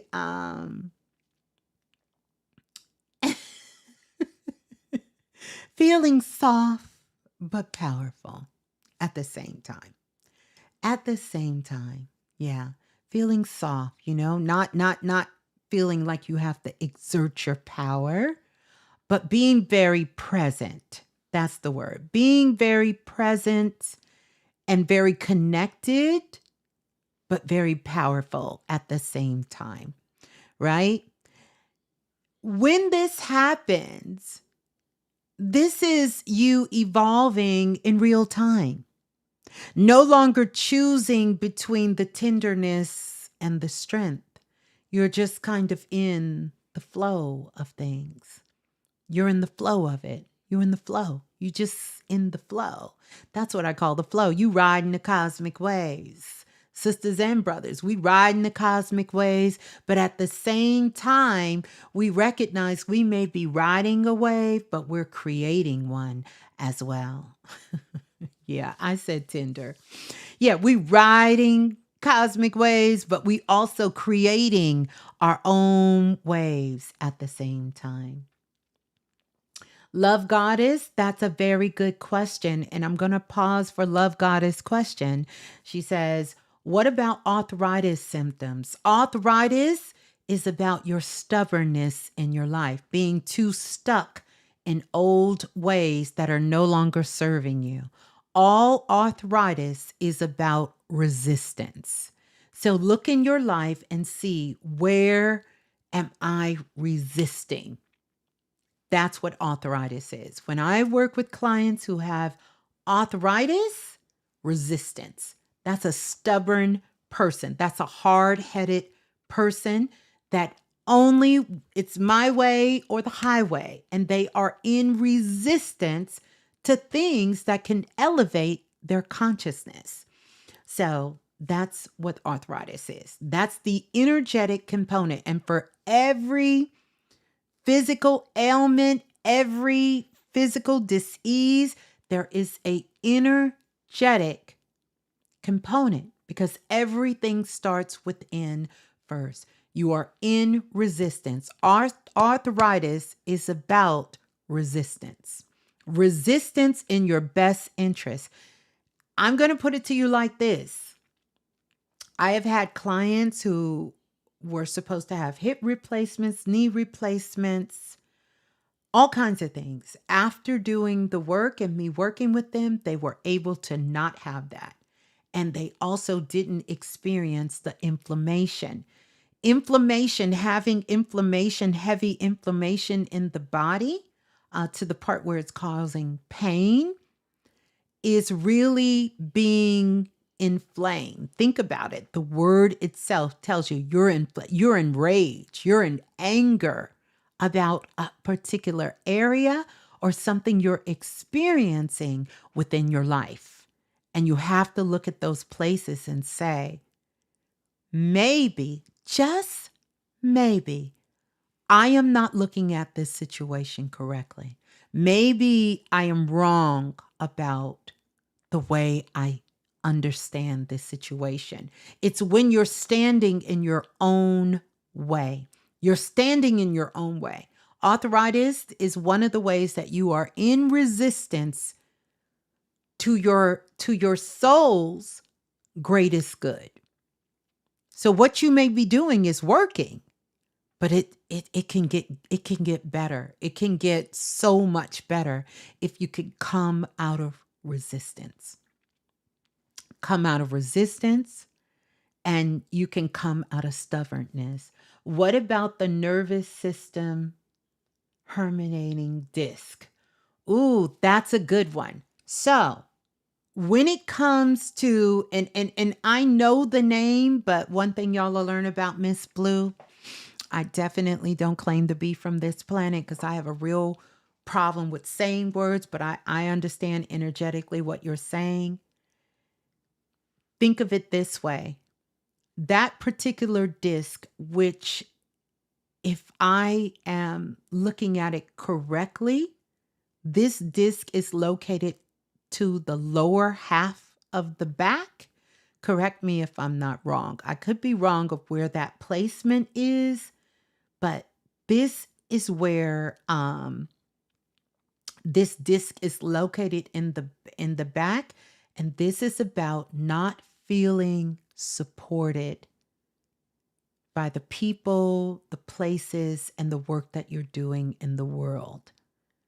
And so it's about a lack of support, particularly if you have worked a long time in a particular role, in a particular capacity. You're on a job, but it's a thankless job. It's a job where you don't get the recognition that you want, or people in your family, you're doing so much for the people you love and you care about, but you're not being supported in the area of your life where that support needs to be. And so what has to happen at that particular time is for you to fall back into self-love. And if anyone knows me, I'm going to tell you this, is that self-love, you know how Jay-Z say you got 99 problems? Listen, you can get rid of 99 problems in your life through self-love. Listen, if you're listening to me, chances are 98% of you are old souls. And the other 1%, y'all are SME souls. That means y'all ain't old souls, y'all ain't new souls, y'all kind of in the middle. Y'all are in the middle, right? And by being in the middle, you two try to keep the peace. Middle souls try to keep the peace between the old souls and the new souls. And we always kind of going back and forth, back and forth. Old souls and medium souls need to learn how to love yourself. That's a big part of your soul purpose coming back here. I don't need to teach you how to love other people. Oh, you got that on lock. I don't need to teach you how to be compassionate. You are compassionate to a fault. I don't need to teach you how to be giving. You are over giving. I don't need to teach you that. I don't need to teach you that. But you will betray yourself and betray those who love you for the sake of trying to love someone or something else. That is our kryptonite.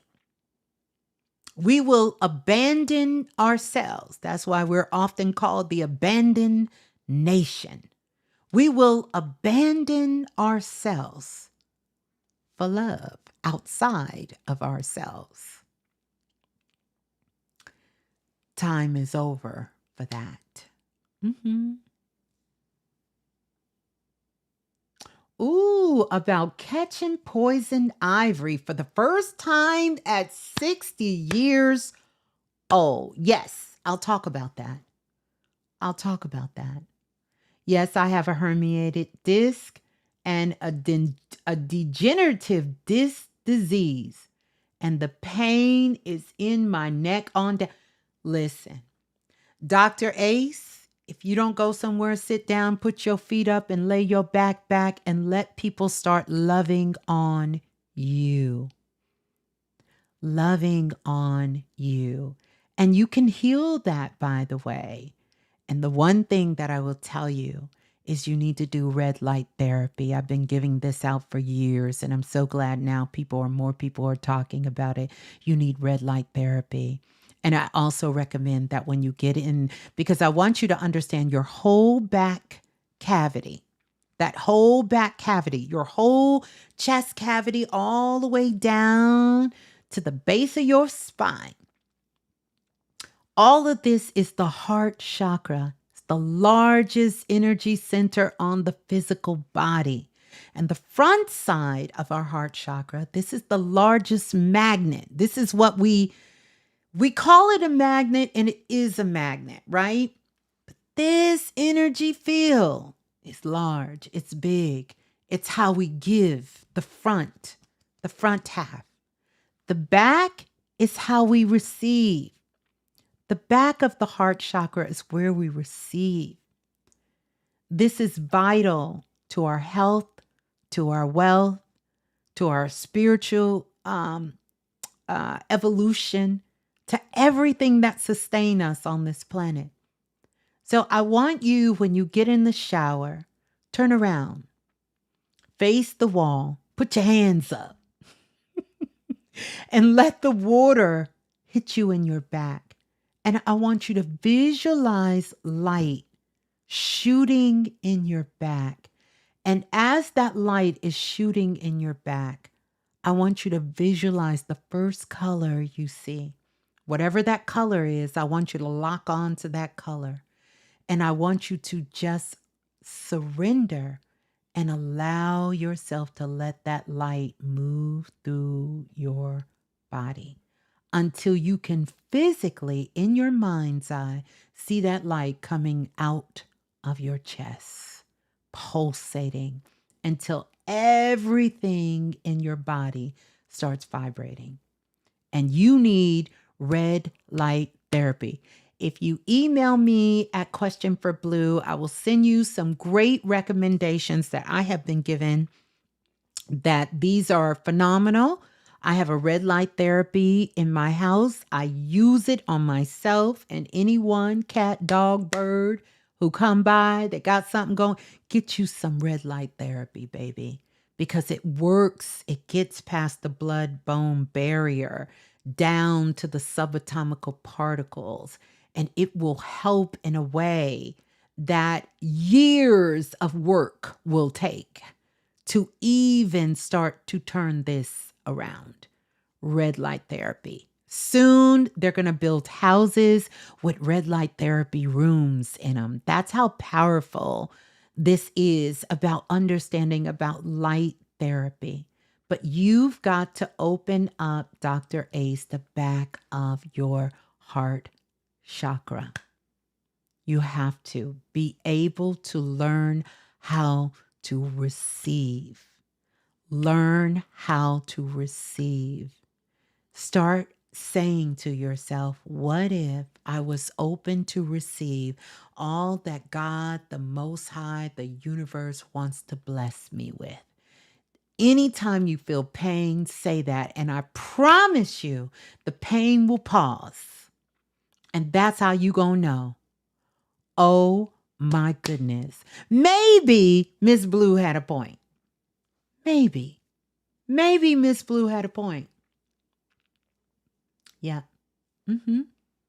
Get you some red light therapy and do a little bit of research, because all red light ain't good light, baby.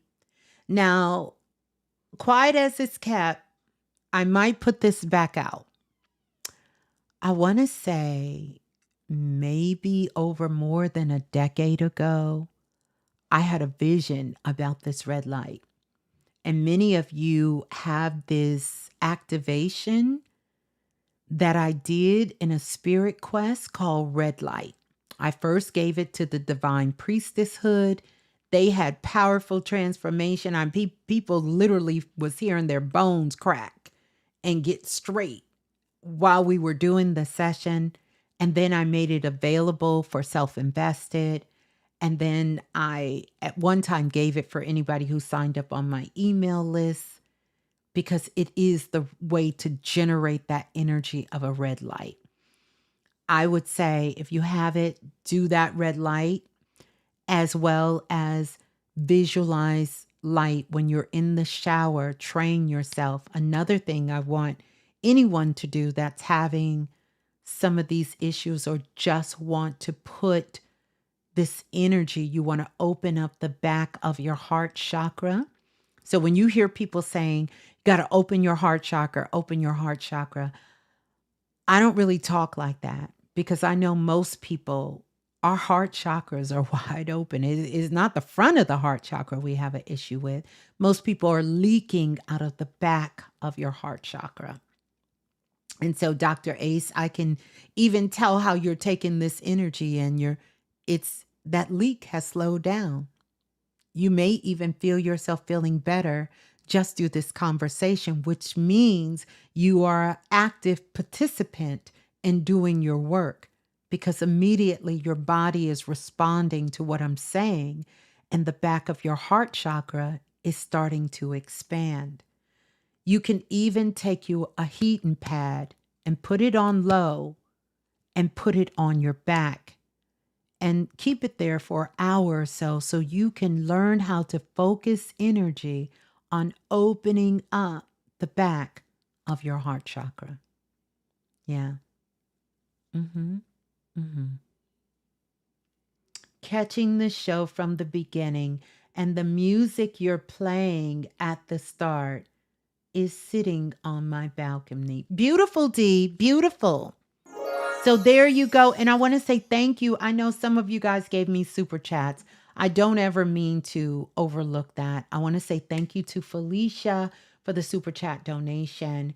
And thank you for Michael for the super chat donation. He said, Miss Blue, I'm going through a very difficult time in my 78 years on earth. Ooh, blessings to you.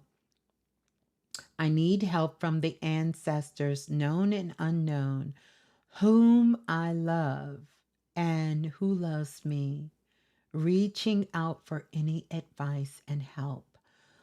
Let's see. Michael, are you still here? You still here, Michael? Let's see. You doing right? Red light therapy right now? That's what I'm talking about. Thank you so much. I never thought about opening the back of my heart chakra. See, that's why y'all need to be taking these classes. I'm telling you, I'm not new to this, but I'm true to this. It works. It works. Y'all got to take these classes so y'all can get these lessons. So we not waddling in these old techniques that just keeps us spinning.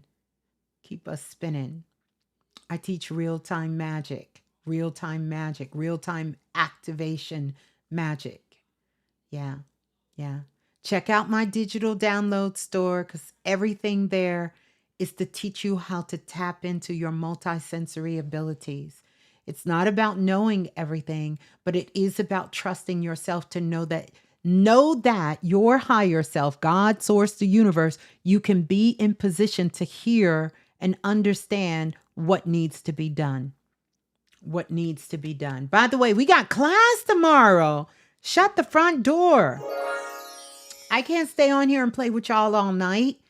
Listen, where Michael at? Where Michael at? Did Michael leave? I'm trying to see if Michael here. They say my husband has a hernia in his abdomen, which causes him pain. All right, Dr. Ace, you're going to have to run me some coins. Dr. Ace trying to get everything up out of me. Listen, Dr. Ace. You need a session. You need the family session, Dr. Ace. Yeah. Well, we know what the hernias is caused by. And especially in his abdomen. Yeah. Both of y'all over there doing too much. Doing too much. Hernias again is forcing your will, trying to make something happen. You know how some people say, oh, I'm going to make this happen. Forcing, too much straining, too much forcing your will, too much wanting to be in control, too much wanting to be in control, trying to control every aspect of your life, situation, forcing things to happen. That's what it is. It's a force. It's a misuse of power. Misuse of power. Holy Himmet, good to see you in the building. I'm trying to see if Michael is still here. Is Michael still here? Oh, this is your first time seeing me. Okay. Well, I'm going to send you love. You guys, make sure you subscribe. Make sure you subscribe, you guys. Make sure you definitely. Jay Electronica posted something. What do you do? I'm sorry, y'all. I love me some Jay Electronica. I'm sorry. Y'all will find out about all of my loves. No, well, not all of them, but you'll find out about some of them. You'll find out about some of them.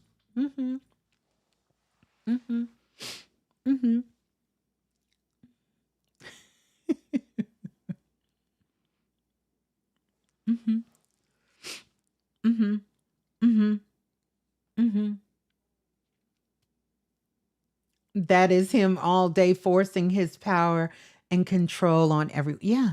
Male or female, that's what them hernias is about. Them hernias are you trying to control every aspect of everything that happens. It's a control freak energy. And trust me, I've been there. I've just been lucky enough not to have a hernia. But I get it. You really don't know what to do. Wow, wow, I really don't. Yeah, you have to here's something I want to tell you about control issues. Here's a way to test yourself if someone says, "Well, I don't have control issues." Who here thinks they don't have control issues? Let me see. Who thinks they don't have that says, "Oh, I know I don't have control issues." Who can say that honestly? I'm waiting on Michael. I hope Michael didn't leave.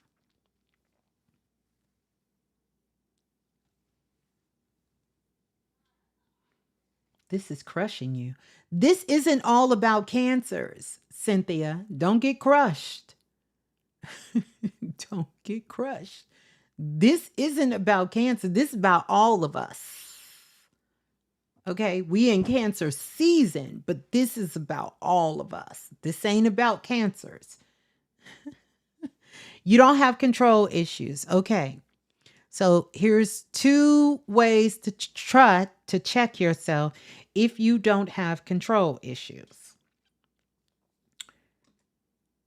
I want you to go get in a pool and I want you to see how long you can float.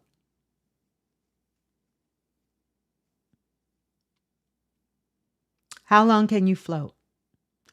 I'm not talking about with one of the little spaghettis. I'm talking about just get in the pool, make sure the water is taller than you, and I want you to just go and float. How long can you do that? How long can you float? Because, see, that's going to let you know if you got control issues. If you find yourself doing like this, you got control issues. Mm-hmm. Mm-hmm. Mm-hmm.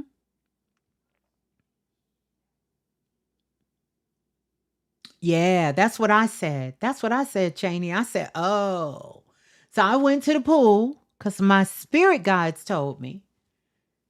And I was struggling trying to float. And then I could float for a little bit, but then, yeah, because soon as your mind come back, you have to totally surrender to float.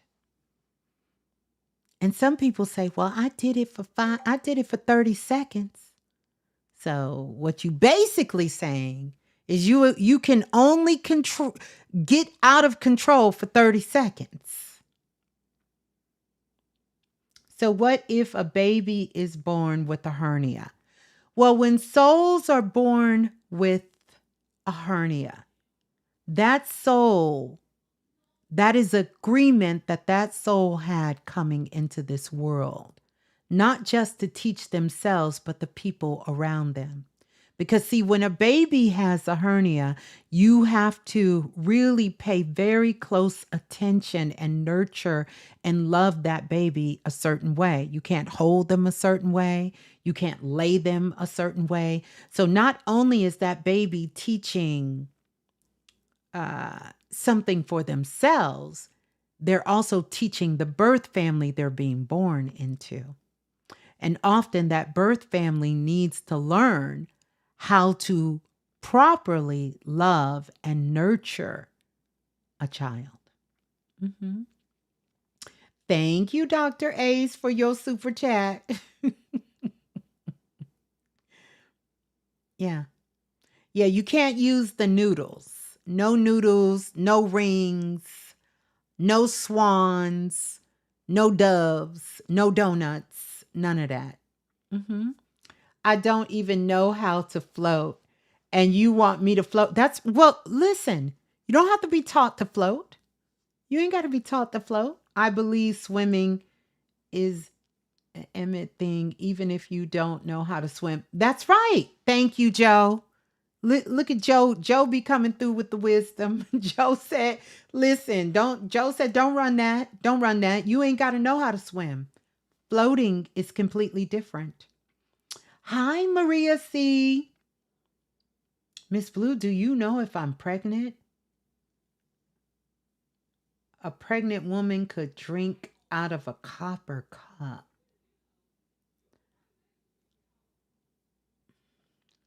I'll answer that in a minute. Start at the shallow and float at the deep end.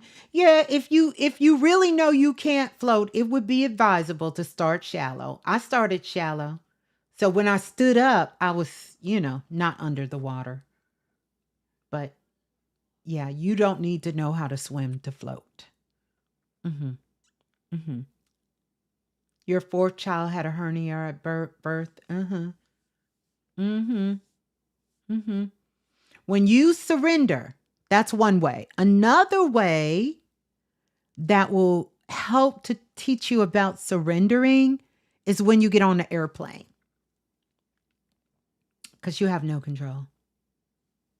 Miss Blue, what's your knowledge on children born with extra toes and fingers?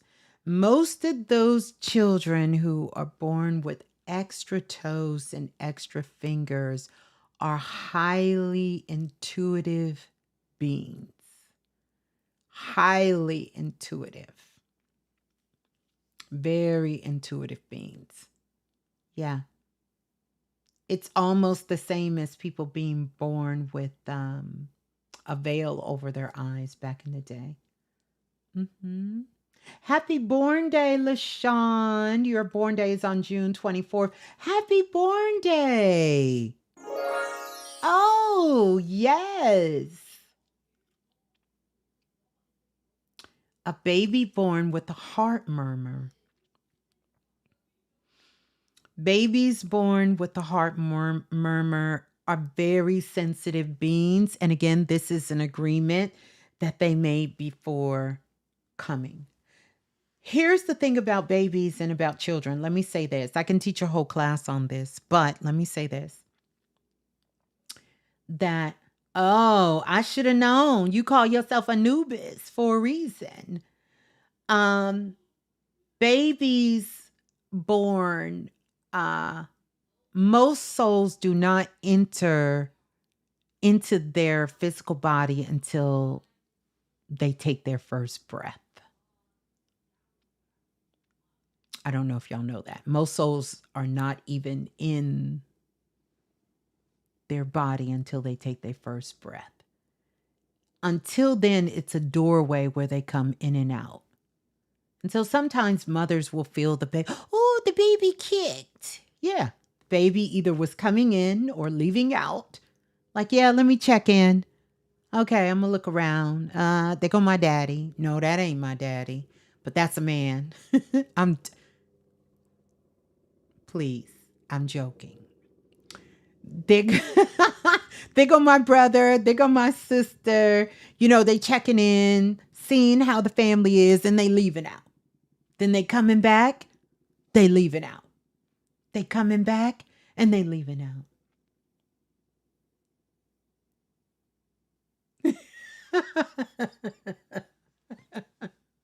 Just a reminder so you can't call me out. You understand? Most souls do not enter until they take their first breath. Mm-hmm. Mm-hmm. They don't. Yeah, I didn't want to say that because then people will be saying, Miss Blue was over there making fun. No, I'm not. I promise I'm not. I know we're in Cancer season, so I recognize the sensitivity. I ain't gonna do that. But yeah. But yeah. So most souls don't. They don't enter until they take their first breath. And so even sometimes those misfortunate situations where the pregnancy is either lost or the pregnancy is either aborted, a soul already know that. And a soul may come back for, I only needed to be in my mother's womb to get that nurture and to get that love. Y'all thought I wanted to come back to earth? I don't want to come back here like that. I just needed some time. I just need a little bit of time on earth. And then that soul is out. That soul is out. That soul is out. That soul is out. Funny story, my son remembers his time in the womb and what happened in the womb. But he's a special case.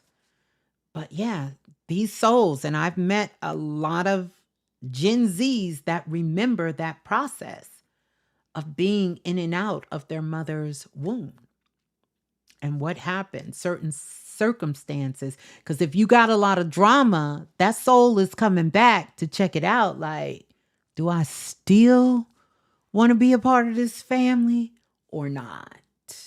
Or not? Do I still want to be in this soul group or not? So they're still checking it out. Yeah. So souls are babies, are souls highly intelligent beings. What did he say? He told us undeniable things that we never said or discussed with him. Yeah. I lost my baby after my fourth child. Wow, too. Yeah. And blessings to you. It's not easy for us, but a lot of times souls understand and they know they know. A soul is, they know. At a higher level, we all know. At a higher level, we all know. Mm, mm, mm-hmm, mm. I got to read that, Dr. Ace. That kind of caught me. I got to see that. But yes, souls know. They know. And some souls only come for, we're all here for a very limited time. A very limited time. Hmm. Very limited time and for different reasons. Hmm. And sometimes I've done readings for people that I didn't even know, and I'll be like, "Oh, you got a child because they done reincarnated and they living in Tijuana." Hmm. Hmm. They decided to come back somewhere else. They in Russia. They in China. They in Africa. They're somewhere else. Yeah. Let me see. Thank you, Miss Blue. So many misalignments with the nervous system. So I decided at 45, bless your heart, honey. I couldn't go back to school if I don't even know if I could do it. To go back to school to get my doctor's degree, the pain was too much. Uh, yeah, I need to talk to you, Dr. Ace. Because you are what I like to call, you romanticize pain. And I need you to get on the other side of it. You are here to cure pain, but you thought you were here to feel pain. And what's happening for you now, you're coming into a different level of awakening and you realize, it's like your higher self woke up and said, okay, enough. We done felt pain. We done with it. We ready to move on to something else. We're ready to move on to something else. You're here to help with pain, not be pain. And pain has become your story.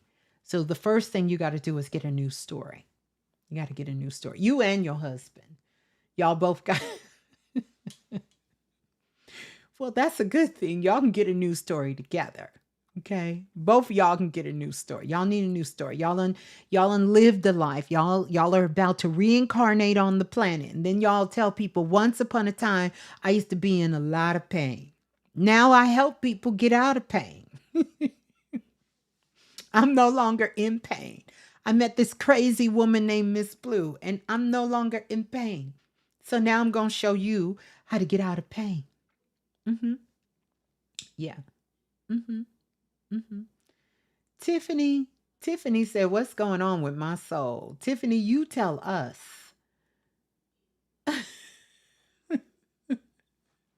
Yeah, now it has switched on me. You're so right. I have definitely created. Yeah. Your soul said, I don't think we understood the assignment. The assignment wasn't for us to be in pain. It was for us to help people with pain.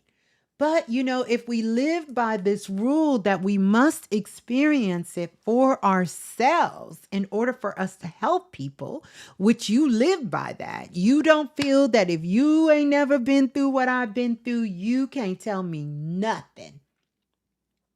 You can't tell me nothing. You can't tell me shit. What Kanye say? You trying to tell me something? You can't tell me nothing. And that's how you live, Dr. Ace. You felt like, listen, if you haven't experienced it, you can't talk about it. So life became real and said, here you go. We're going to give you some years of pain. And so now you know what real pain feels like. Now you can start helping people with pain. It's like a testing ground. What am I missing? You missing you. You are missing you, Tiffany. You got to fall back in love with you. My son was born with green veins across his third eye. It went away later, but thoughts. Well, quiet as it's kept, your blood is only red when oxygen hits it. Your blood carries all frequencies and vibration. So one of the things I can tell you about your son is that your son is a very loving and a very caring child, very compassionate. But blood is only red when it's out the body, because blood carries all vibrations. He came in with the heart. He came in surrounded by love and lots of healing light. Yeah. Mm-hmm. Mm-hmm. You had a hard time dealing with an abortion. Yeah. A lot of women do. A lot of men do too. But I've just seen this in my work and from talking with spirits on the other side, and that is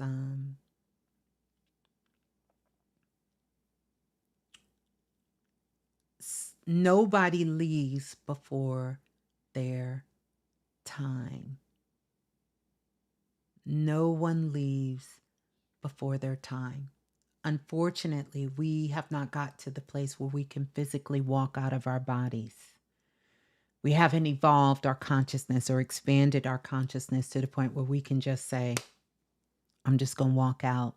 So there's only so many ways that you can get out of the physical body. It's only so many ways you can get out. And some souls only come back for a short period of time. Other souls leave very early. It's not easy. It's not easy. Mm-hmm.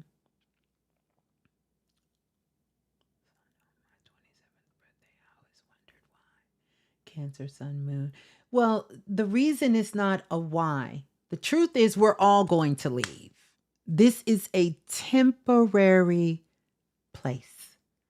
Everyone is going to leave. Facts.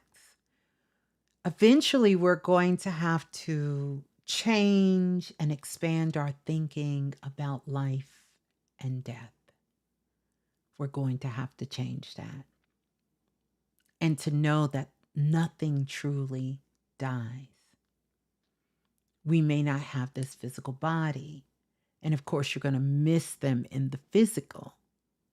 But nothing truly dies. Those souls leave on. And hopefully, if you're new to me, maybe you'll eventually get a chance to witness some of that. But many have witnessed me over the course of the last 20 years where I've talked to your loved ones and brought back messages, evidential messages, not some shit like, oh, your grandma loved you or your son loved you, but some real factual things that is undeniable that only you and this person or a small group of people would know this. And certainly not Ms.Blue would not know this.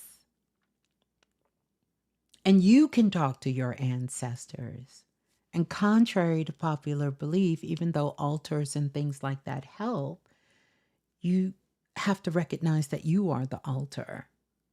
And so when you go to sleep at night, you can ask for them to show up in your dreams and to send you signs and, to know, listen out for those signs. They will be there.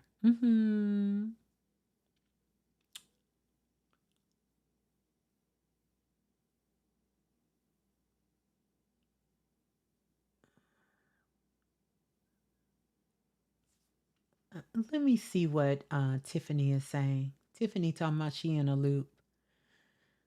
Tiffany, you ain't in a loop. You're just asked to pause. Pause. You're not in the loop. You're not in the loop. And I don't care how great you think you're loving yourself, you're not loving yourself enough.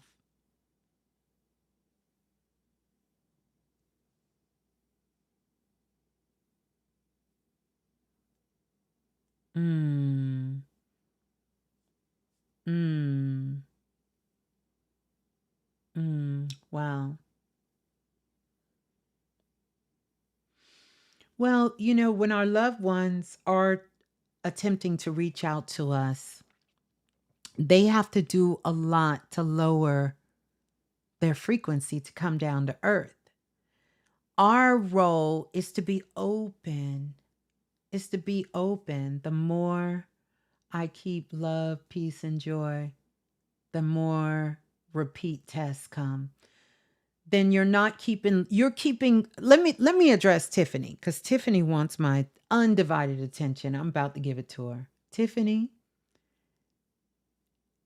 you giving love, peace, and joy to the wrong people and not yourself. Love, peace, and joy.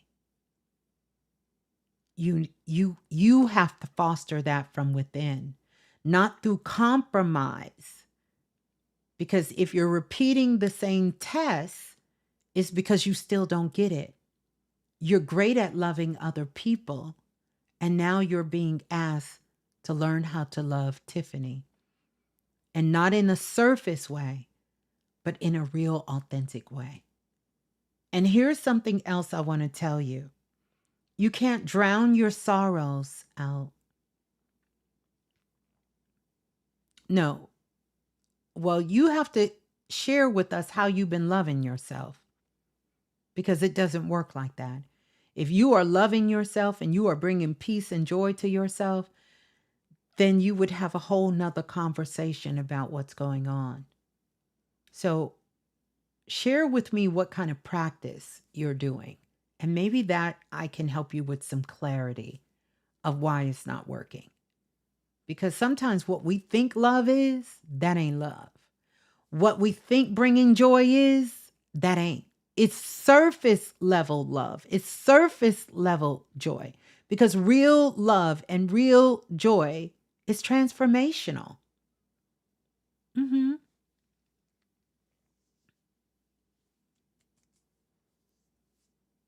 It's it's surface. It's surface. But let me get back to so like I was saying, our ancestors have to do a lot of work to kind of contact us. And if we're still emotional about it and our frequency is in a lower state, it's hard in our waking state for things to come through clear. So I always tell people before you go to sleep, invite them into your dream to come to you in dreams when your conscious mind can move out the way. So you're not blocking what's trying to come in. You're not blocking what energy is trying to come in. I've been grounding and sitting alone, limiting dealing with others. That's not loving yourself.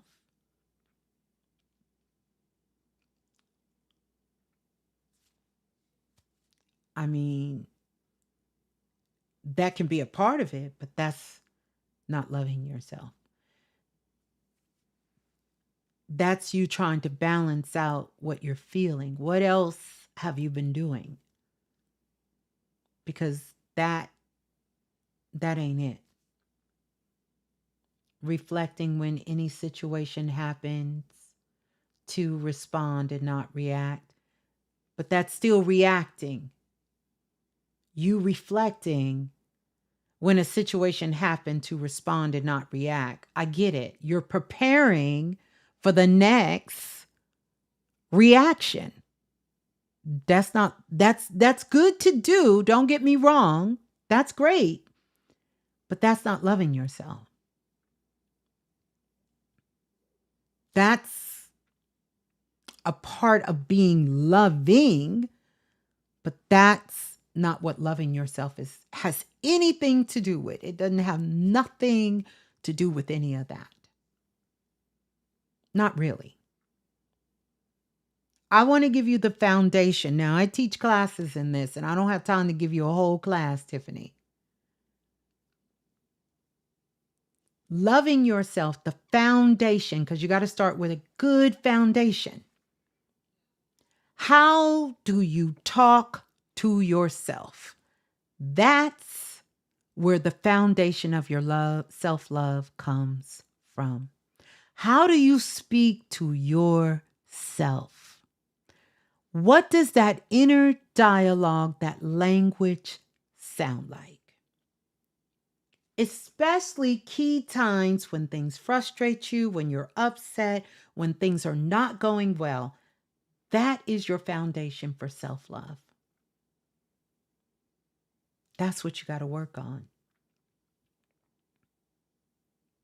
That's where all of this is going wrong.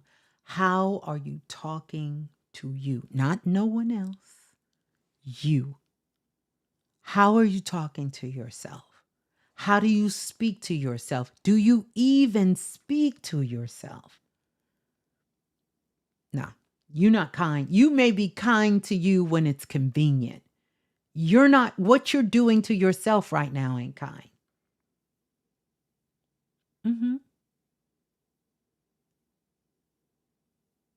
You got this. You're okay. No. That's good. But I'm not talking about that. I'm talking about real conversations. How do you talk to yourself?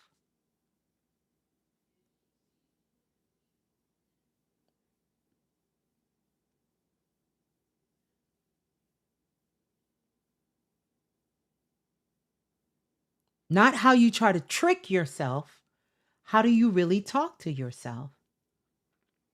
I asked what lessons Tiffany need to learn. Yeah, but you're still in your here's the thing. I don't have enough time. I know you're asking for help, Tiffany, but this is what I want you to understand, sweetie. It's all about you, but it ain't all about you right here. You can reach out to me because what you need is a little bit more than a blurb here. Because you're not even understanding. You're so wind up, you can't even hear what I'm telling you right now. So that's what I'm telling you. Out of love. That's what I'm telling you. So right now, your emotions are all over the place. Just breathe and say to yourself, what if everything was perfect? What if everything is going to just be amazing? You're in fear. And that's the opposite of loving yourself. So if you want to take a litmus test on whether you're loving yourself, if you are in fear and there is no immediate danger in your presence, you're in fear. And so you have stepped outside of you. And this is why you feel the way you do. And the lessons keep coming and coming and coming and coming. You're in fear. Your emotions are coming up. Things from the past is coming up. Things that you haven't taken care of. Things that you've made. Decisions that weren't in your best interest because of your love, joy, and peace for someone or something else. That's the honest truth. And all I'm telling you is pause, because everything's going to be better. Come back to yourself. Get out of victim mode, because right now you're in victim mode because fear got you. Come out of being a victim. And then you can claim your power back, and then you can start to work to move forward. You can't move forward in this state because you're in fear. So just relax and recognize. Blame it on the moon. You know, Michael Jackson said, don't blame it on the sunshine. Don't blame it on the boogie. Blame it on the moon. Blame it on Cancer season. Because this is when we learn whether or not we really have been doing work on ourselves. I thought something big was going to happen. Okay, let's practice being still and calm. Yeah, I'm going to let you sit with that, because that's not what I told you. But again, you're in fear and you're in victim mode. And so you can't even hear what I'm saying to you, because so much of what you want, you can't have right now. So just relax. Yeah. Oh, you a Cancer moon? Yeah. And this is letting you know that you need to balance, because you out of balance, and it's okay. What I'm trying to tell you is just relax. Just relax. Because the answer you're looking for, you gonna get. You just ain't gonna get it right now. You can't punk Ms.Blue because you having a moment. That's not how this works. Okay? You don't like it when people punk you. Now you doing what other people have done to you. It don't work over here, sweetie. Love you like a play cousin, but we don't do that. So you can jump up and down and somebody gonna tap you in the DMs and take advantage of you, and then you gonna wish you hadn't have done that. So I'm just letting you know your life is not on the line, and you're going to be fine. You're going to be fine. I promise you. You're gonna be fine. I love you. I love you too. You're going to be fine. So if you want to hear anything, just hold on to that. Because what you've been holding on to ain't got you where you need to be. So hold on to you going to be fine.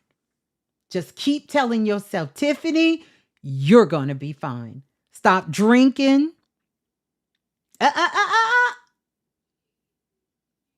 Stop drinking. Put it down. Stop drinking. You're going to be fine. See, y'all don't want me to get in the business. Stop drinking. You're going to be fine. You're going to be fine. Shakina said, oh, you must be new. It's okay. It's okay. We all soul family here. You know how it is when the family gets together. What Jay-Z and Beyonce say? You know what happens when the family gets together. But listen, where were we? That part. Tiffany, you fine. That's right. Tiffany, you fine. That's right. Go for it. That's right. You're going to be fine. You're going to be fine. Especially if you over here, you're going to be fine. But what we not going to do, we not going to try to punk Ms.Blue. We ain't finna do that. Tiffany brand new. Tiffany said, I'm new, y'all. Leave me alone. Let's send... Here, Tiffany, let me send you some sparkles.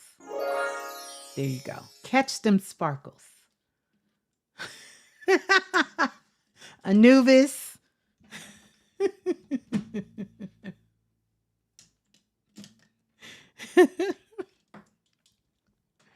You gonna be fine.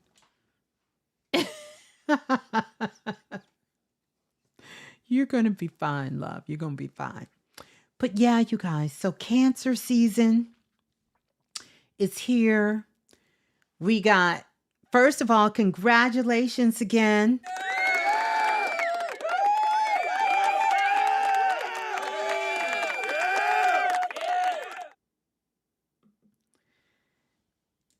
Cynthia, love you like a play cousin. I know you know I said I was getting ready to leave. Were you about to tell me how to get this narcissist? Who's that? Mr. VP, you asked the question? I didn't see your question. Y'all are asking questions. Let me see, Mr. VP. Did I miss you? I must have missed your question. You're going to have to put it back up there. I apologize.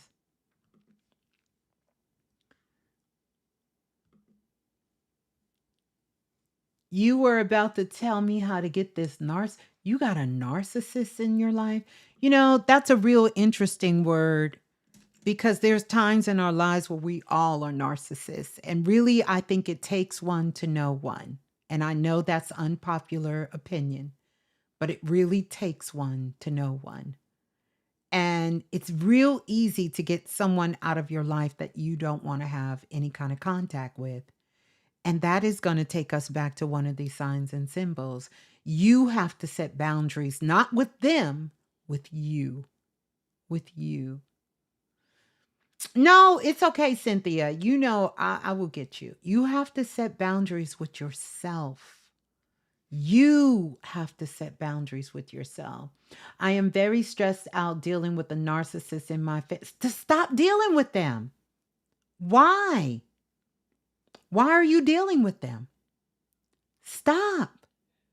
I don't have people in my life that make me feel crazy. This ain't drunken love. Stop it. Why are you dealing with them? Don't deal with them. That's it. Just don't deal with them. That's it. Don't deal with them. The problem is you're not going to change somebody for who they are, no matter what you think they are. I'm not a psychiatrist and I don't play one on the internet, but I will tell you doing this energetic work, if you would focus on you, they would have no bearings on you. Truth is, we are around these types of people and even worse in our day-to-day life. And we don't deal with them. If you live with them, move. Move. If you can move, move. That's your first mission. Get yourself and move. That's it. Like, it's really that simple. When I move, oh, it's over. Okay, so now you being the narcissist. Because you threatening.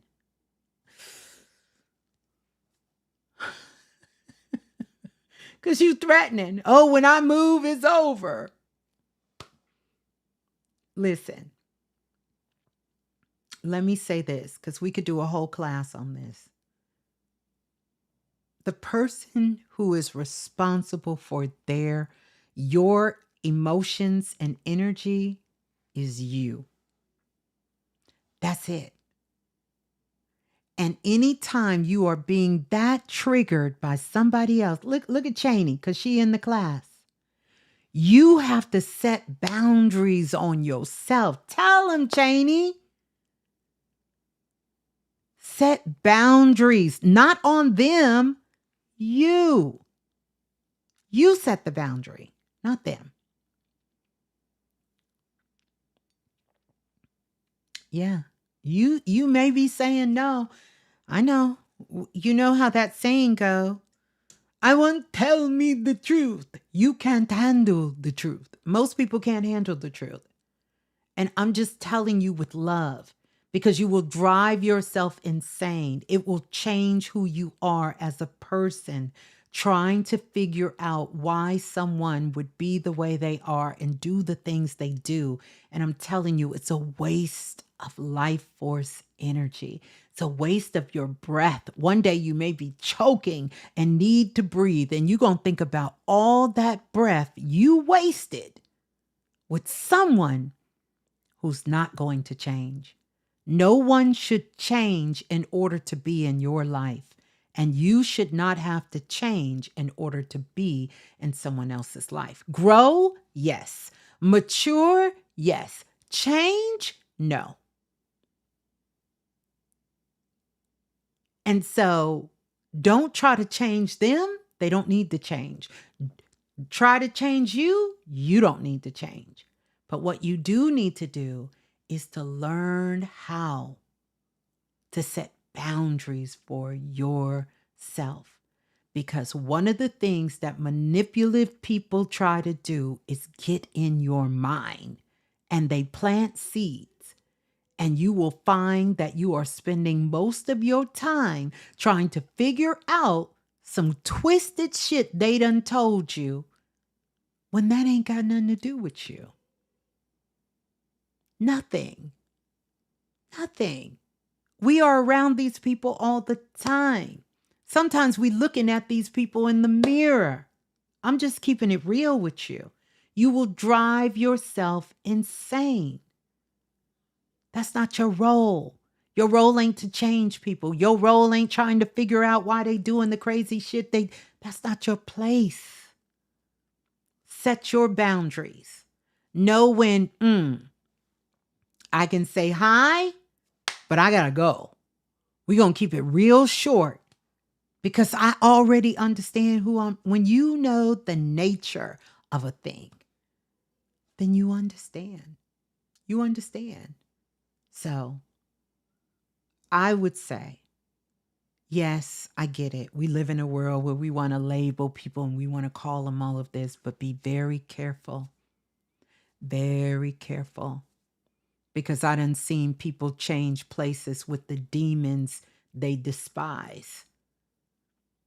And it's very easy to get in that spot because you're so invested in what that person you feel is doing to you that you start to become them. And then you done traded places with them. It happens. It happens more times than people will admit that it has happened. Take your power back.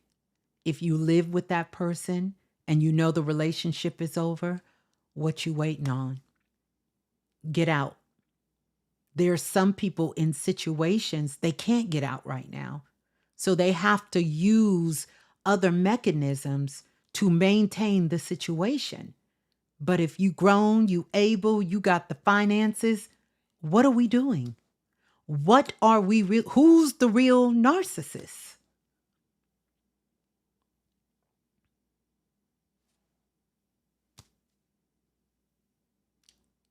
I'm just saying. I'm just saying. One thing about it, two things for sure.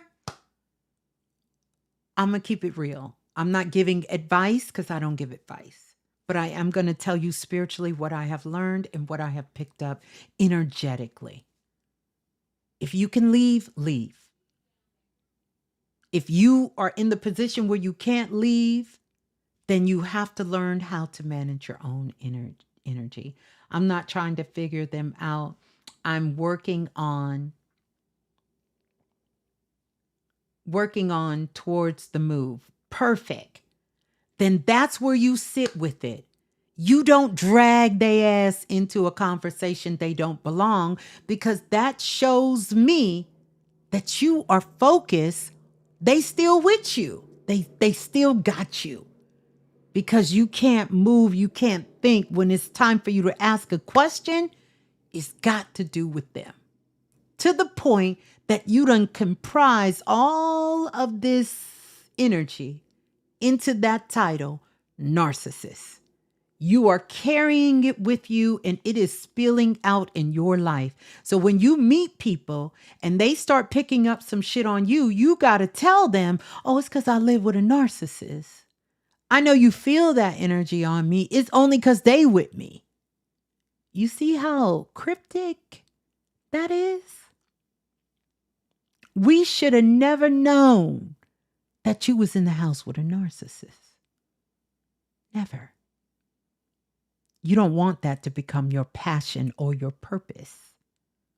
Especially when you've made a decision And a decision means you have cut it out, meaning you have severed ties. And now you're working on moving forward, taking action. And if you're taking action, we're looking forward, we ain't looking back. Who cares if you're a narcissist? Who cares if you just the fool? We don't care. Because we going this way, not that way. We're not going back there. We're going this way. It's all about you and how you're going to move forward, because the only person responsible for your energy is you, not them, you. If they got you in a jacked up mood, then let's get together and learn some techniques so you can learn how to not let other people regulate your energy. Period. Period, Pooh.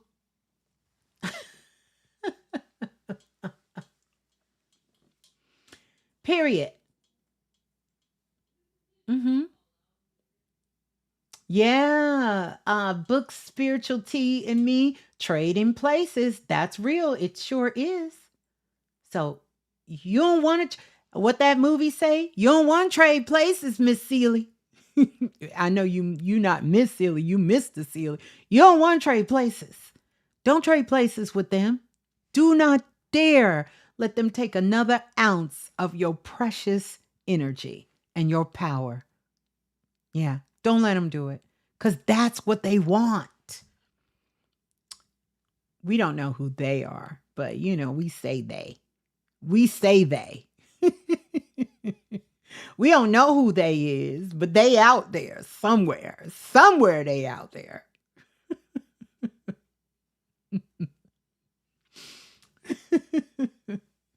Well, good, Tiffany. See, Tiffany even gave some shouts out. Listen, you understand? You don't let them take it. You don't let nobody take that from you. Ooh, no. Whatever you got to do, go take a shower, get your play me list. Whatever you got to do, you do it. But you don't let them. You don't let them do that. Nope. Because I know that I'm responsible for my energy.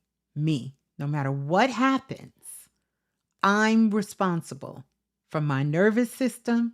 I'm responsible for my energy. Nobody else. I can't even give that shit away. I can't say, oh, y'all made me. No, I'm responsible for it. Yeah.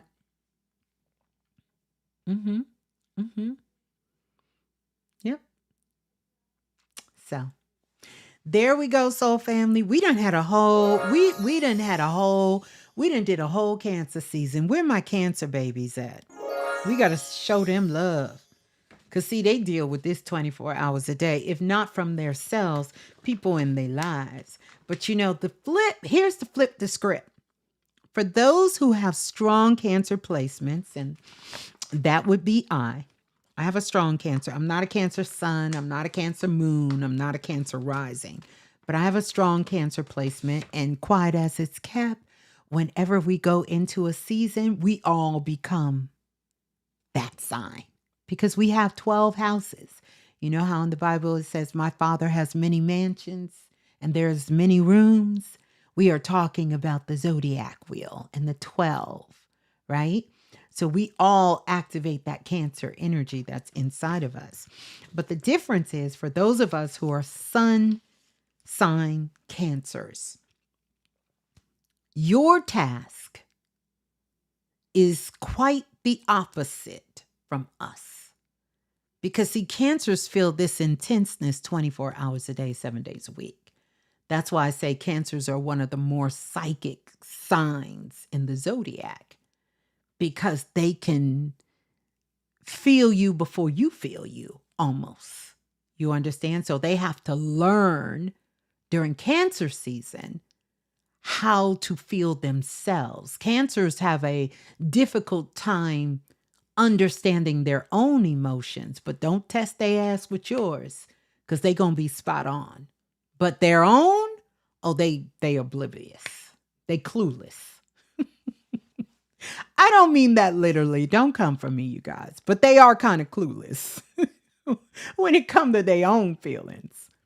But they can read the hell out of anything else. You understand? They can read anything. It don't matter what it is. Whether they conscious or non-conscious, it doesn't matter. They can read energy, and they can read energy no matter how deep in the ground it is, and no matter how deep in your emotions you are. They can find it. Unlike Scorpio, Scorpio loves to hang out in the dark. Cancers don't like hanging out in the dark. They like being out in the light. But they got a shell around them to protect them. But they're not protecting themselves from what you think they're not scary. They don't want you to know that they can see your ass. That's what they hiding from. You know how you somewhere and you know somebody looking at you, but you can't find the person? That's a Cancer. They watching you. I call them the serial killers of the Zodiac. If you come up missing, go find that Cancer. Because when they finish with you, they ain't going to be able to recognize you. Okay, let me stop. I don't want to do that because I get carried away. I don't want to do that. I love my Cancer placements, and I love Cancers. Ooh, you a Libra? That's a whole lot right there. That's a whole lot going on. Mm-hmm. That's a whole lot of going on. But anywho, the thing that we can learn from Cancers during this Cancer season, and if you have Cancers in your life, you can learn how they're going to be learning, because this is an intense training for them. We are, no, correction. We're going through intense emotional training.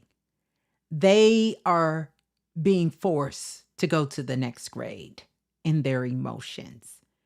And so for them, it's going to be not so much focus on everyone else, but really relearning how to nurture and love themselves. We're all doing that, but Cancers are really going to show us how to do this in a very profound way. Mm-hmm. Mm-hmm. In a profound way. So they're feeling this. Cancers are feeling this heavy. Libras are feeling this extra heavies. Who else is feeling this heavies? Pisces are feeling this as well too. And Capricorns, but in a different kind of way. A little different there. Mm-hmm. Mm-hmm. Mm-hmm. Yeah. And it's a beautiful time for all of us, because we shouldn't run from our feelings. We should not run from our feelings. Mm-hmm. Mm-hmm. I see you got a whole bunch going on over there, Dr. Ace. Air, fire. You got Jekyll and Hyde over there. And you got the killer Cancer over there and the Libra. We don't want to, I'm talking about the upside of that.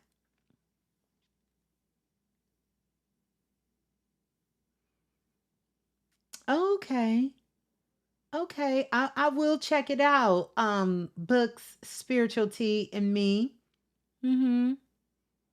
Revelations 12, verse 1 and 2. Don't know what it say, but I'll check it out. Crown, shock, the crown, and the 12 stars. Is there an astrology connection? Yes. The Bible, quiet as it's kept, is astrology. I'm not trying to disrespect nobody's teachings, but the allegories. Wait, I almost said the other word. The hokomology, not the hokomology. The metaphors in the Bible, basic instructions before leaving Earth, is astrology. I know we'd like to think that that is real, like all of that physically happened. I think it did on some dimensions. It did. It did. Uh huh. Aquarius, keep your heads up during this trip. This should be good for Aquarius. What's happening with Aquarius? Tell us, Mama A. What's going on with them?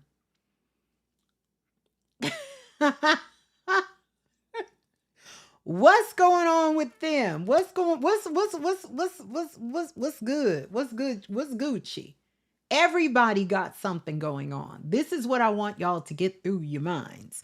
We all got something to go on, but when we go through a zodiac constellation, that sun sign that we've chosen as our main avatar is what gets expressed first. We're learning for those who have chosen that as their sun sign, right? We're learning from them. I'm a Virgo dating a Virgo, and we have, wait a minute, we have a Pisces, Libra, and Aquarius. Ooh, it's never a dull moment over there. It's beautiful every day. Priestess Erica said, my Cancer is cancering. I know it is. I know it is. Cancer, Corey, who did your chart? You a Cancer, sun, moon, and rising, Corey? Who told you that, Corey? Did your auntie write down your time of birth? We might have to check that out. Cancer, sun, moon. Oh, sorry, Leo rising. My bad, Corey. Don't come for me, Corey. It's the readers. It's the readers. Shakina said, I'm a Aries husband, a Libra. Aries and Libra, I could see that. I could see that. Children are Pisces, Capricorn, Aquarius, God dang, Sagittarius, Cancer, and Aquarius. Y'all got a lot of babies. It's beautiful over there. It's beautiful over there, Shakina. It's beautiful with all them babies. What will the season be like for Sagittarius? We just only hope we can make it to see it. Let me stop joking. That's why I gotta go. I gotta go because I'll get serious. Ooh, Tiffany, you are Aries. I can see that. Aries moon, Aries sun, Cancer moon, and a Taurus rising. Yeah. That's why you over here, Ms.Blue, Ms.Blue, Ms.Blue, Ms.Blue. That Aries is just, want to be front and center. That Cancer got them emotions all over. And Taurus is very emotional too. Very emotional. Quiet as it's kept, Tiffany, this should be a beautiful time for you. Matter of fact, whether you need to bring love in your life, get new people in your life, like you right on time with coming over here with your new soul family. Yeah, that's some good stuff. That's some good stuff right there. You right where you need to be. You right where you need to be. We just got to get that Aries and that Cancer to pipe down. We got to get that to pipe down just a little bit. We got to get that to pipe down just a little bit. Oh, you in a perfect place. You are, but we got to get you in the right frequency because, see, we can't keep doing these same situations. We can't keep having them over and over again. We can't do them no more. Let me see.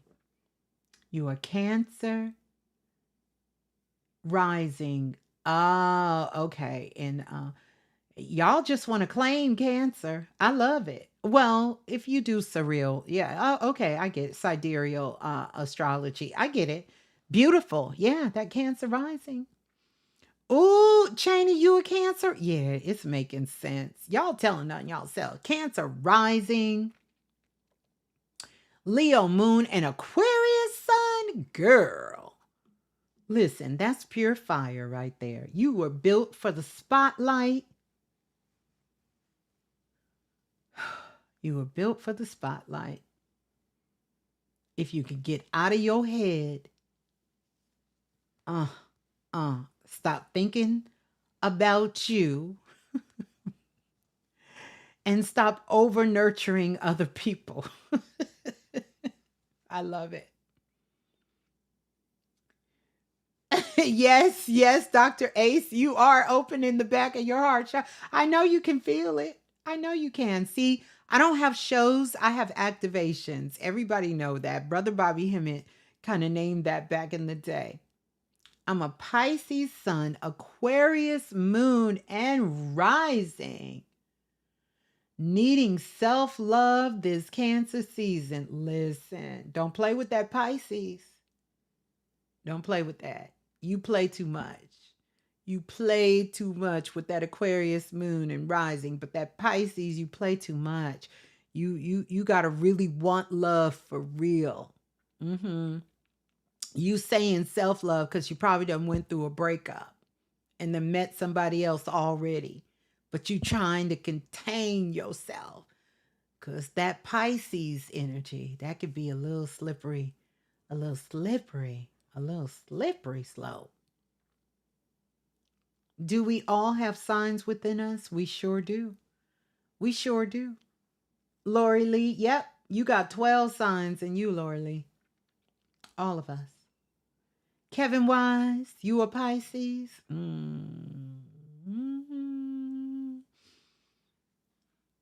I wish I knew my time, but I believe, don't worry, a good astrologer can figure it out. You can figure out your time. You can figure it out. Cancer, Leo, Virgo. Choose love always. Always hiding. That's that Virgo that make you want to hide. And that Cancer, because you know Cancer's always got something to hide. Period. Y'all can fight me, but I need you to pack a lunch, a dinner, and a breakfast and bring a sleeping bag. Because y'all know I'm telling the truth. Cancer's always got something to hide.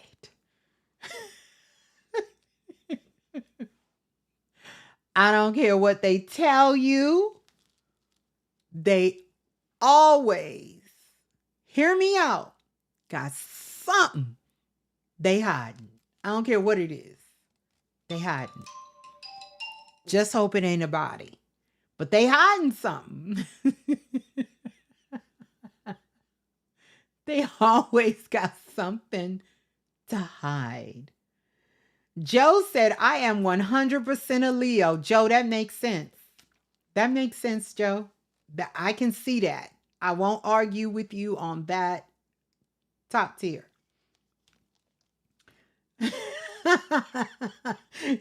Look, Dr. A said they do. They do. She said, that's my daughter. Yep. They always. I don't care. They got something to hide. My 15-year-old daughter is always hiding. So I'm telling you, Laura, listen at me closely. They got something to hide. They do. They always got something to hide.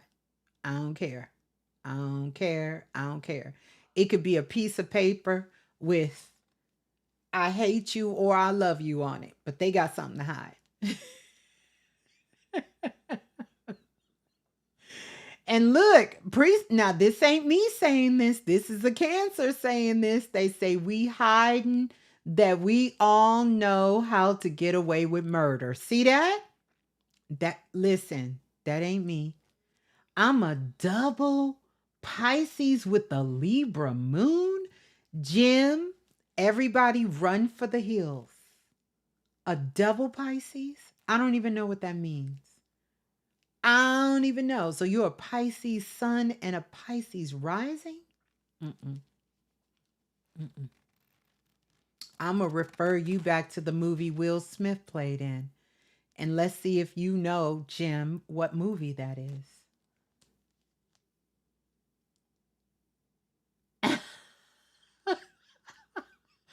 I'm going to see if you know what movie. Let me see. Sun. Oh, it went by too fast. What's the movie, Jim? Scorpios behind too. Scorpios are different. Scorpios aren't hiding. They live in the dark. So when you find the Scorpio, you truly have to be in the dark. You got to go where they are. Scorpios don't hide. They straight up let you know. They love the darkness. They love it. They dig around in the dark. That's where their playtime is, in the darkness. That's where they go play at. They play in the dark. They not hiding. There's a difference. Why hide? If you don't, everybody want to persecute whether you wrong or right, though. Now, that's how cancers feel. Cancers always feel like they're being attacked. They do. See, Anastasia is a Scorpio sun. She'll tell you. They love the darkness. They not hiding. The difference is Scorpios ain't hiding in the dark. First of all, they're going to let you know if you want to find me, you can't be afraid of the dark. You can't. You can't. You just can't be scared of the dark. You just got to be able to come in the dark. So they not hiding. If you found them, just know you went into the darkness with them. The thing is, most of us, we too scary. We only willing to go so far in the dark. Scorpios want to keep going. They want to go. They want to go to the bottom of the ocean. While you saying, okay, well, this was fun, but can we go back? They like, no, come on, let's see what else is out here. Let's see what else. Let's see what else. Let's see what else is going on. They want to know. Then they going to say, oh, look at this. Look. And you like, they're like, what's wrong with you? Look at this. If you scared, you got to go back.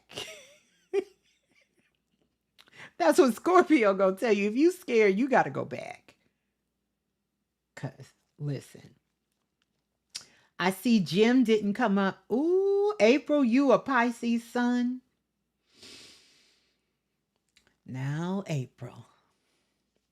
No wonder you love prisons, don't you? Y'all, April, you ever watch Love After Lockup? Listen, I'm not throwing no hints. I'm just asking, April. You a Pisces. I just want to know. You like Love After Lockup? You like that show, don't you? You like that show. See, it's a little different for Pisces women. Pisces men, I'm still waiting on Jim to come back and answer the question. Mind trip. Gemini sun. Ooh. Sagittarius. Rising Sagittarius moon. I'm extremely optimistic. I forgive easily, but when wrong, I can feel to be a little over the top. You're saying that in a very sort of loving way, and it sounds good, mind trip. But we know what's really going on. April said, no, ma'am. You don't like Love After Lockup? I don't mean, well, maybe I should have preferenced that. I should have preferenced the Love After Lockup. I watched that show and was traumatized.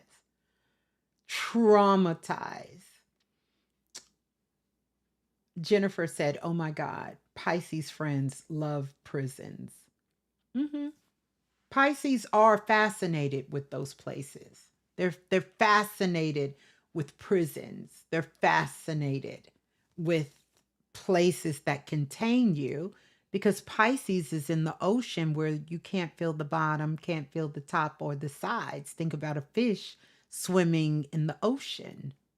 You see, you never heard of it? April, I don't want to put you on, but when we get done, or when you get time, Google Love After Lockup. And all you got to do is just watch like 15 minutes. I don't recommend more than that, because it can be a little traumatizing. I couldn't figure it out. What's the movie? Tell the Truth. You know the movie Tell the Truth with Will Smith? Yeah, because you Pisces men, I know what it is. Y'all live in that cosmic world so much. It's hard to tell what's real and what's not. Yeah. 60 Days is my favorite show. I forgot your sign, Nina Smith. Yeah, I watched 60 Days. Holy Hemet, Scorpio rising. See, he'll tell you about that darkness. He ain't scared of the dark. If you want to go full blackout, he gonna tell you, well, I've already been there. Let me give you directions. I'm gonna tell you how to navigate, what to watch out for, which way to go, when to turn left, when to go right. They're gonna say, damn, Holy, how you know? Oh, I go there all the time. No big deal. No big deal. Matter of fact, I'll be down there before you get there. Before you get there. Nina, you a Pisces? Yeah, you love that love show because they do a lot of breaking up. They get together and then they break up. You like that. You like that. Yeah, I dated a Pisces sun, Scorpio rising man. He had me going for 3 years. I'm not laughing attuned to chaos. I'm not laughing. Mm-mm. Till Ms.Blue said, that's enough. That's enough. Yeah, that's enough. Thank you, Ms.Blue, doing the work. Yeah, see, mind trip. Mind trip. He just acknowledged it. He just acknowledged it. My husband is a Leo and watches cops and lockups all the time, but recently tapped into the cooking show and has been, well, your husband may be a Leo sun, but make no mistake, that's about power. That wasn't about him being fascinated with he was being fascinated of, I can get your ass locked up and control you and, that kind of thing. He wasn't watching for that reason. He likes the cooking show because he likes to create. And, Leo's like attention. I don't know what sign Gordon Ramsay's is, but, Leo's got to be seen. They need the spotlight. If you don't give them the spotlight, they'll get sick. Physically sick, especially Leo men. I'm dealing with 3 teenagers and I know that, listen, we gonna send you love. We gonna send you love. We gonna send you love. My Pisces moon has a aversion to prison. They took us to prison on a field trip and made us sit in the electric chair. And I know you had a whole past life reflection. I know that was a past life. Jennifer talking about big salute, Leo Nation. Jennifer, you a Leo? You a Leo son? What about Aquarius? What you want to know about it, Laura Lee? You didn't even know you had houses. You found out you got houses? You Aquarius now?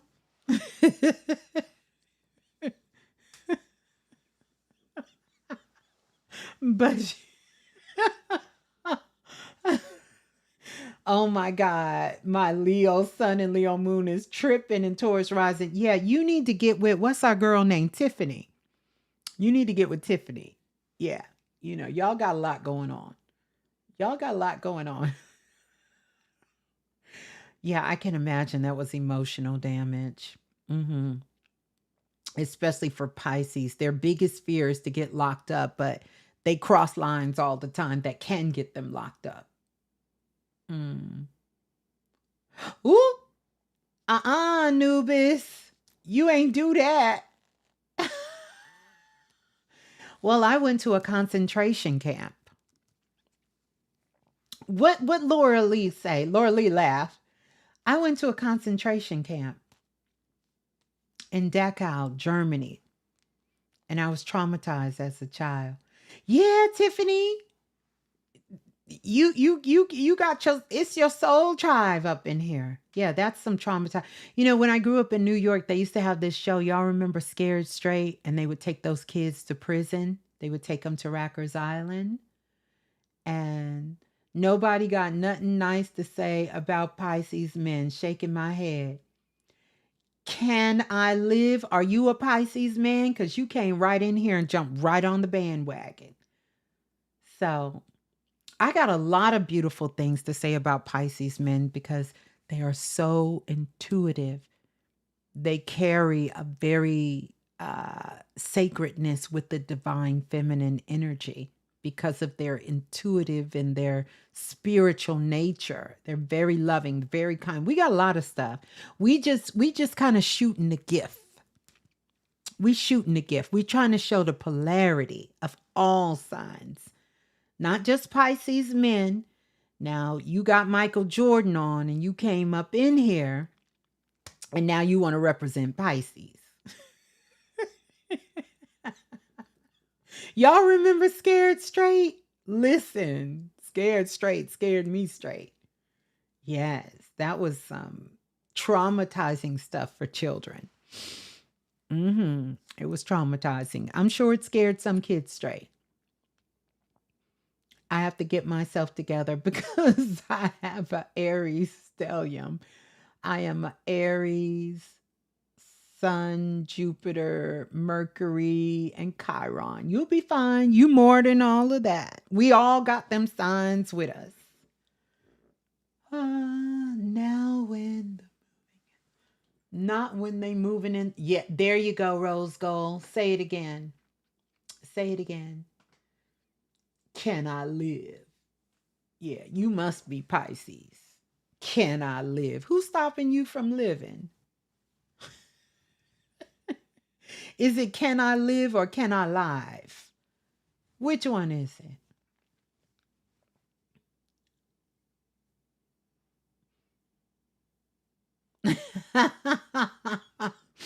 I'm not, listen. What we not gonna talk about folks around here. We not gonna do. We only talking about ourselves up in here. We ain't gonna bring other people in the conversation, but we can. Mm mm mm mm mm mm.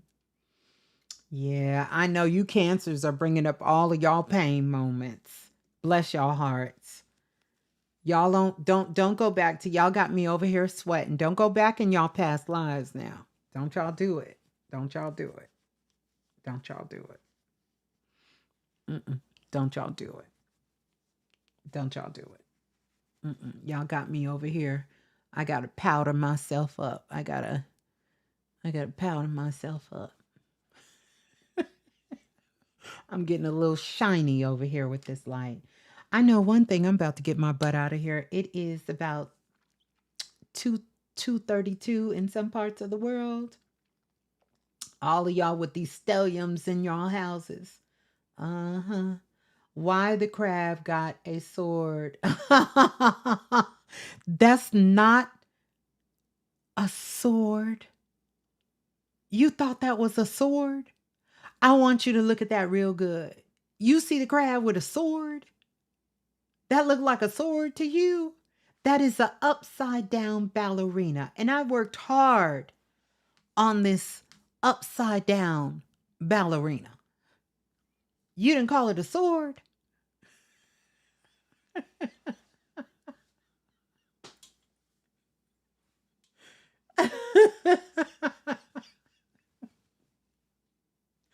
I'm weak. I am weak. That's a sword? That looks like a sword? That's an upside. You don't see the ballerina? You don't see the ballerina right there? You don't see her right there with her hands on the ground? You don't see her hands on the. You don't see her? You're going to be held accountable for getting involved with, the Illuminati, Freemasons, and Epstein network. You're all giving back what was stolen to you. Jennifer, don't get your ass banned at 2:30 in the morning. Now I know cancer season got you jacked up, and it's okay. We try to love all of our soul family when they come over here. And I try to be very tolerant. Very tolerant. But I'm just letting you know. Go ahead and pipe down. Take a seat in the back. Nobody move. And nobody get hurt. Yes, Dana Nicole. Listen. Nobody move, Jennifer. Nobody will get hurt. And we got a lot of Jennifers in here. And guess what? Guess what? I'm gonna make sure I get the right one. Okay? Because we got some straight shooters up in here. You already heard, if you've been around, you heard the cancers, they just looking for a victim that's out of line. Because that's what they do. They help bring you back into alignment. And you don't want no smoke. You ain't about that life for real. You ain't about that life. Hmm. Thank you, Roz. I hope y'all seen my ballerina. I worked hard on this ballerina. That's why you deal with the dark. Uh-huh. Yeah, she might be on the wrong channel, Anubis. I agree with you. I think she on the wrong channel. She slipped into the wrong portal. She seen the light. Caroline seen the light and came on in and thought she was gonna come in here and take a seat. Caroline, don't get banned, Caroline. Don't get banned. Oh, that was too funny. That was too funny. But listen, I hope y'all see my what that mean they put you back in alignment. Blissfully infinite. You don't want to F around and find out. I'm just saying, you'll be back in alignment. You'll be back in alignment before you'll be back in alignment so quick you didn't even know. You ain't even gonna know you was out of alignment. When the cancer get done with you, you're gonna be straight. You're gonna be straight. You're gonna be good. You're gonna be like, I'm good. I'm good. I got it. I'm good.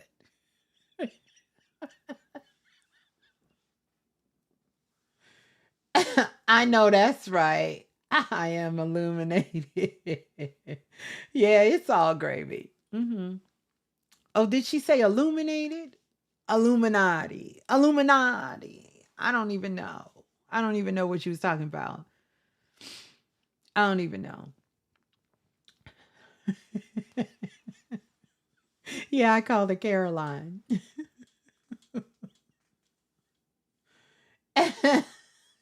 Yeah, F around and find out. Carol Ann. That's right, Carol Ann, come into the light. Yeah, well, listen, if your wife is a cancer, enough said. She done put you back in alignment more times than you can count.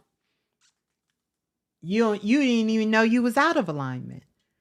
Suddenly you it was all a dream and you was like, what just happened? And she said, "Oh, nothing. Everything's good. Everything's good, babe. Everything's good." Yeah. You ever have those moments where you kind of go black and you come back real fast? That's what happened. Oh, that's your business name? I love it. Oh, okay. Dana Nicole just brought me back to life. I got to get ready for class tomorrow, y'all. I can't do this. I got to go. It's been so real and it's over 200 of you in here.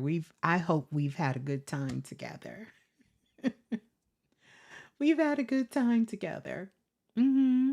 You're reminding me of that. Oh, that's right. That Outcast song. That one too.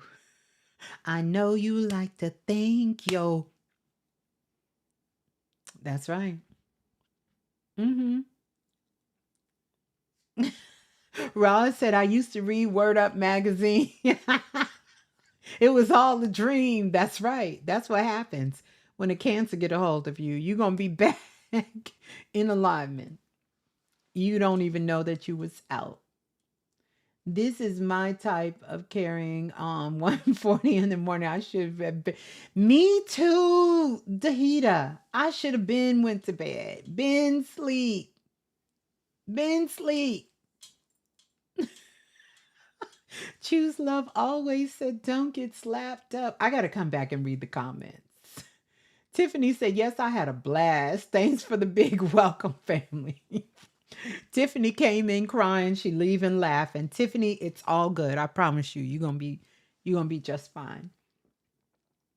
You got on me about my name last night, time I came through. You said, "Who told me I can't live?" Oh, well, thanks for reminding me. I do remember something like that. Yeah, because you said can live. Uh-huh. We name ourselves things that we aspire to be. Mm-hmm. Mm-hmm. We aspire to be. Mm-hmm. Mm-hmm. Yeah, we aspiring. We are aspiring to be. All right, good people.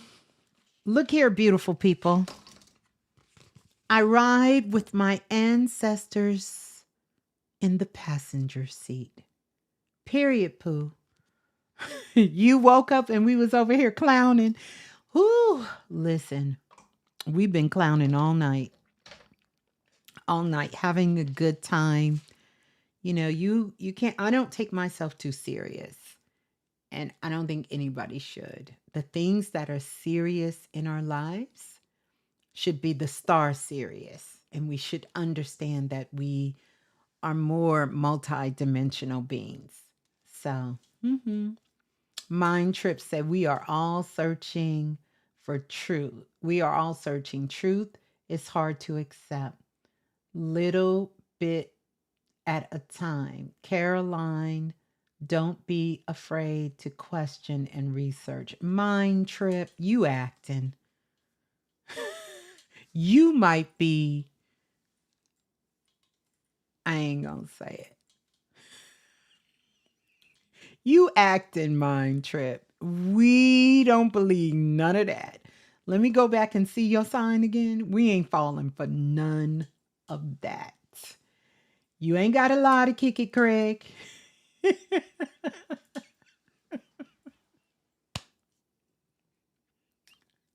You ain't got a lie to kick it, Craig. You ain't got a lie.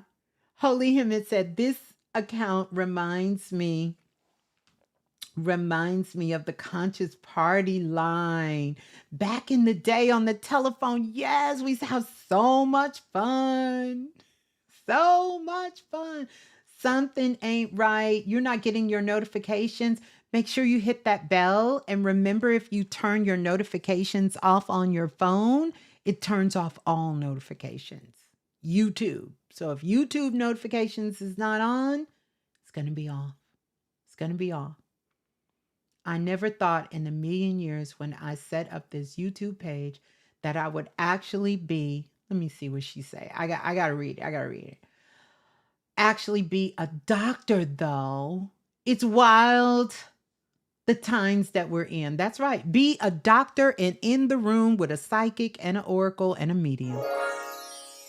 That part. That part. That part. But you are not alone. Sing it with me, boys and girls.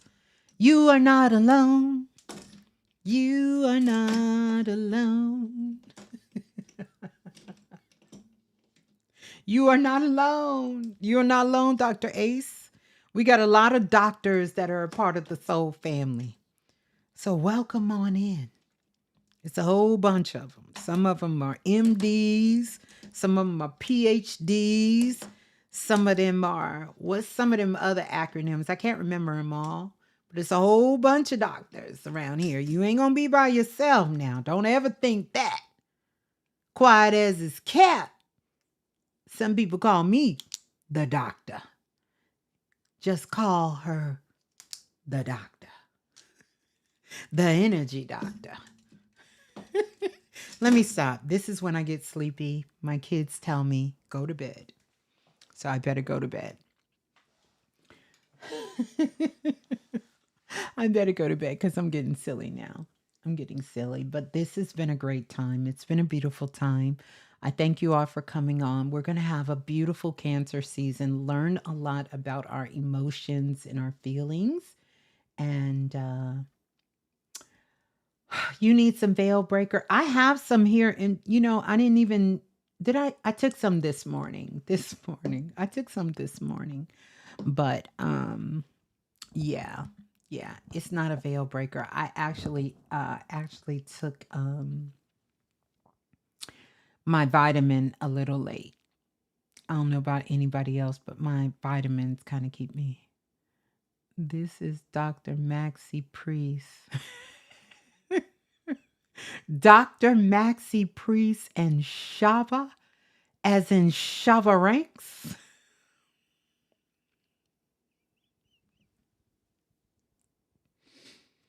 Okay.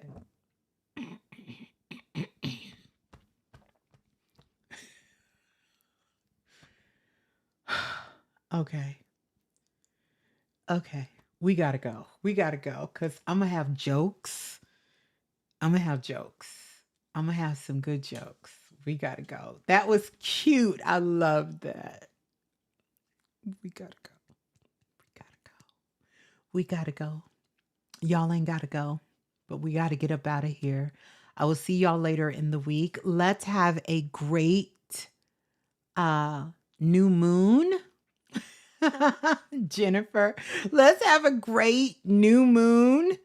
And I want you all to come back and comment, share some of your takeaways. Let's get to know each other in the comment section, especially if you're new.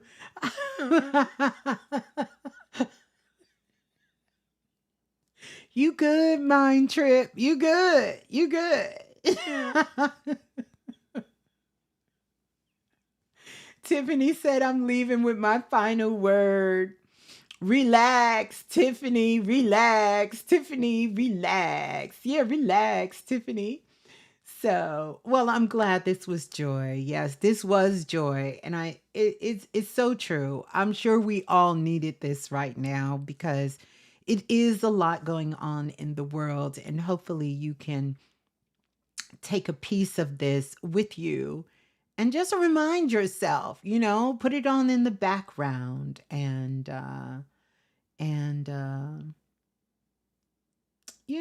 take in what feels right, what feels good to your soul, and really come back. Let's do a call to action. If this resonates with you, don't keep it to yourself. Share this energy, share the video, subscribe, and, in the comment, drop, I don't know, like in the comment section, maybe leave your top 3 takeaways and maybe share something about yourself, something you want to share with the soul family in the comment section after the show. But we're going to get out of here. Let me see if I got something to play. I don't even think I got something to play. Yeah, we're going to get out of here. We're going to get out of here. Yeah, we're going to get out of here. So peace and love, soul family. I love you all. Peace and love, oracle kisses. Peace and love, soul family. Peace and love. Ciao. Don't forget to download.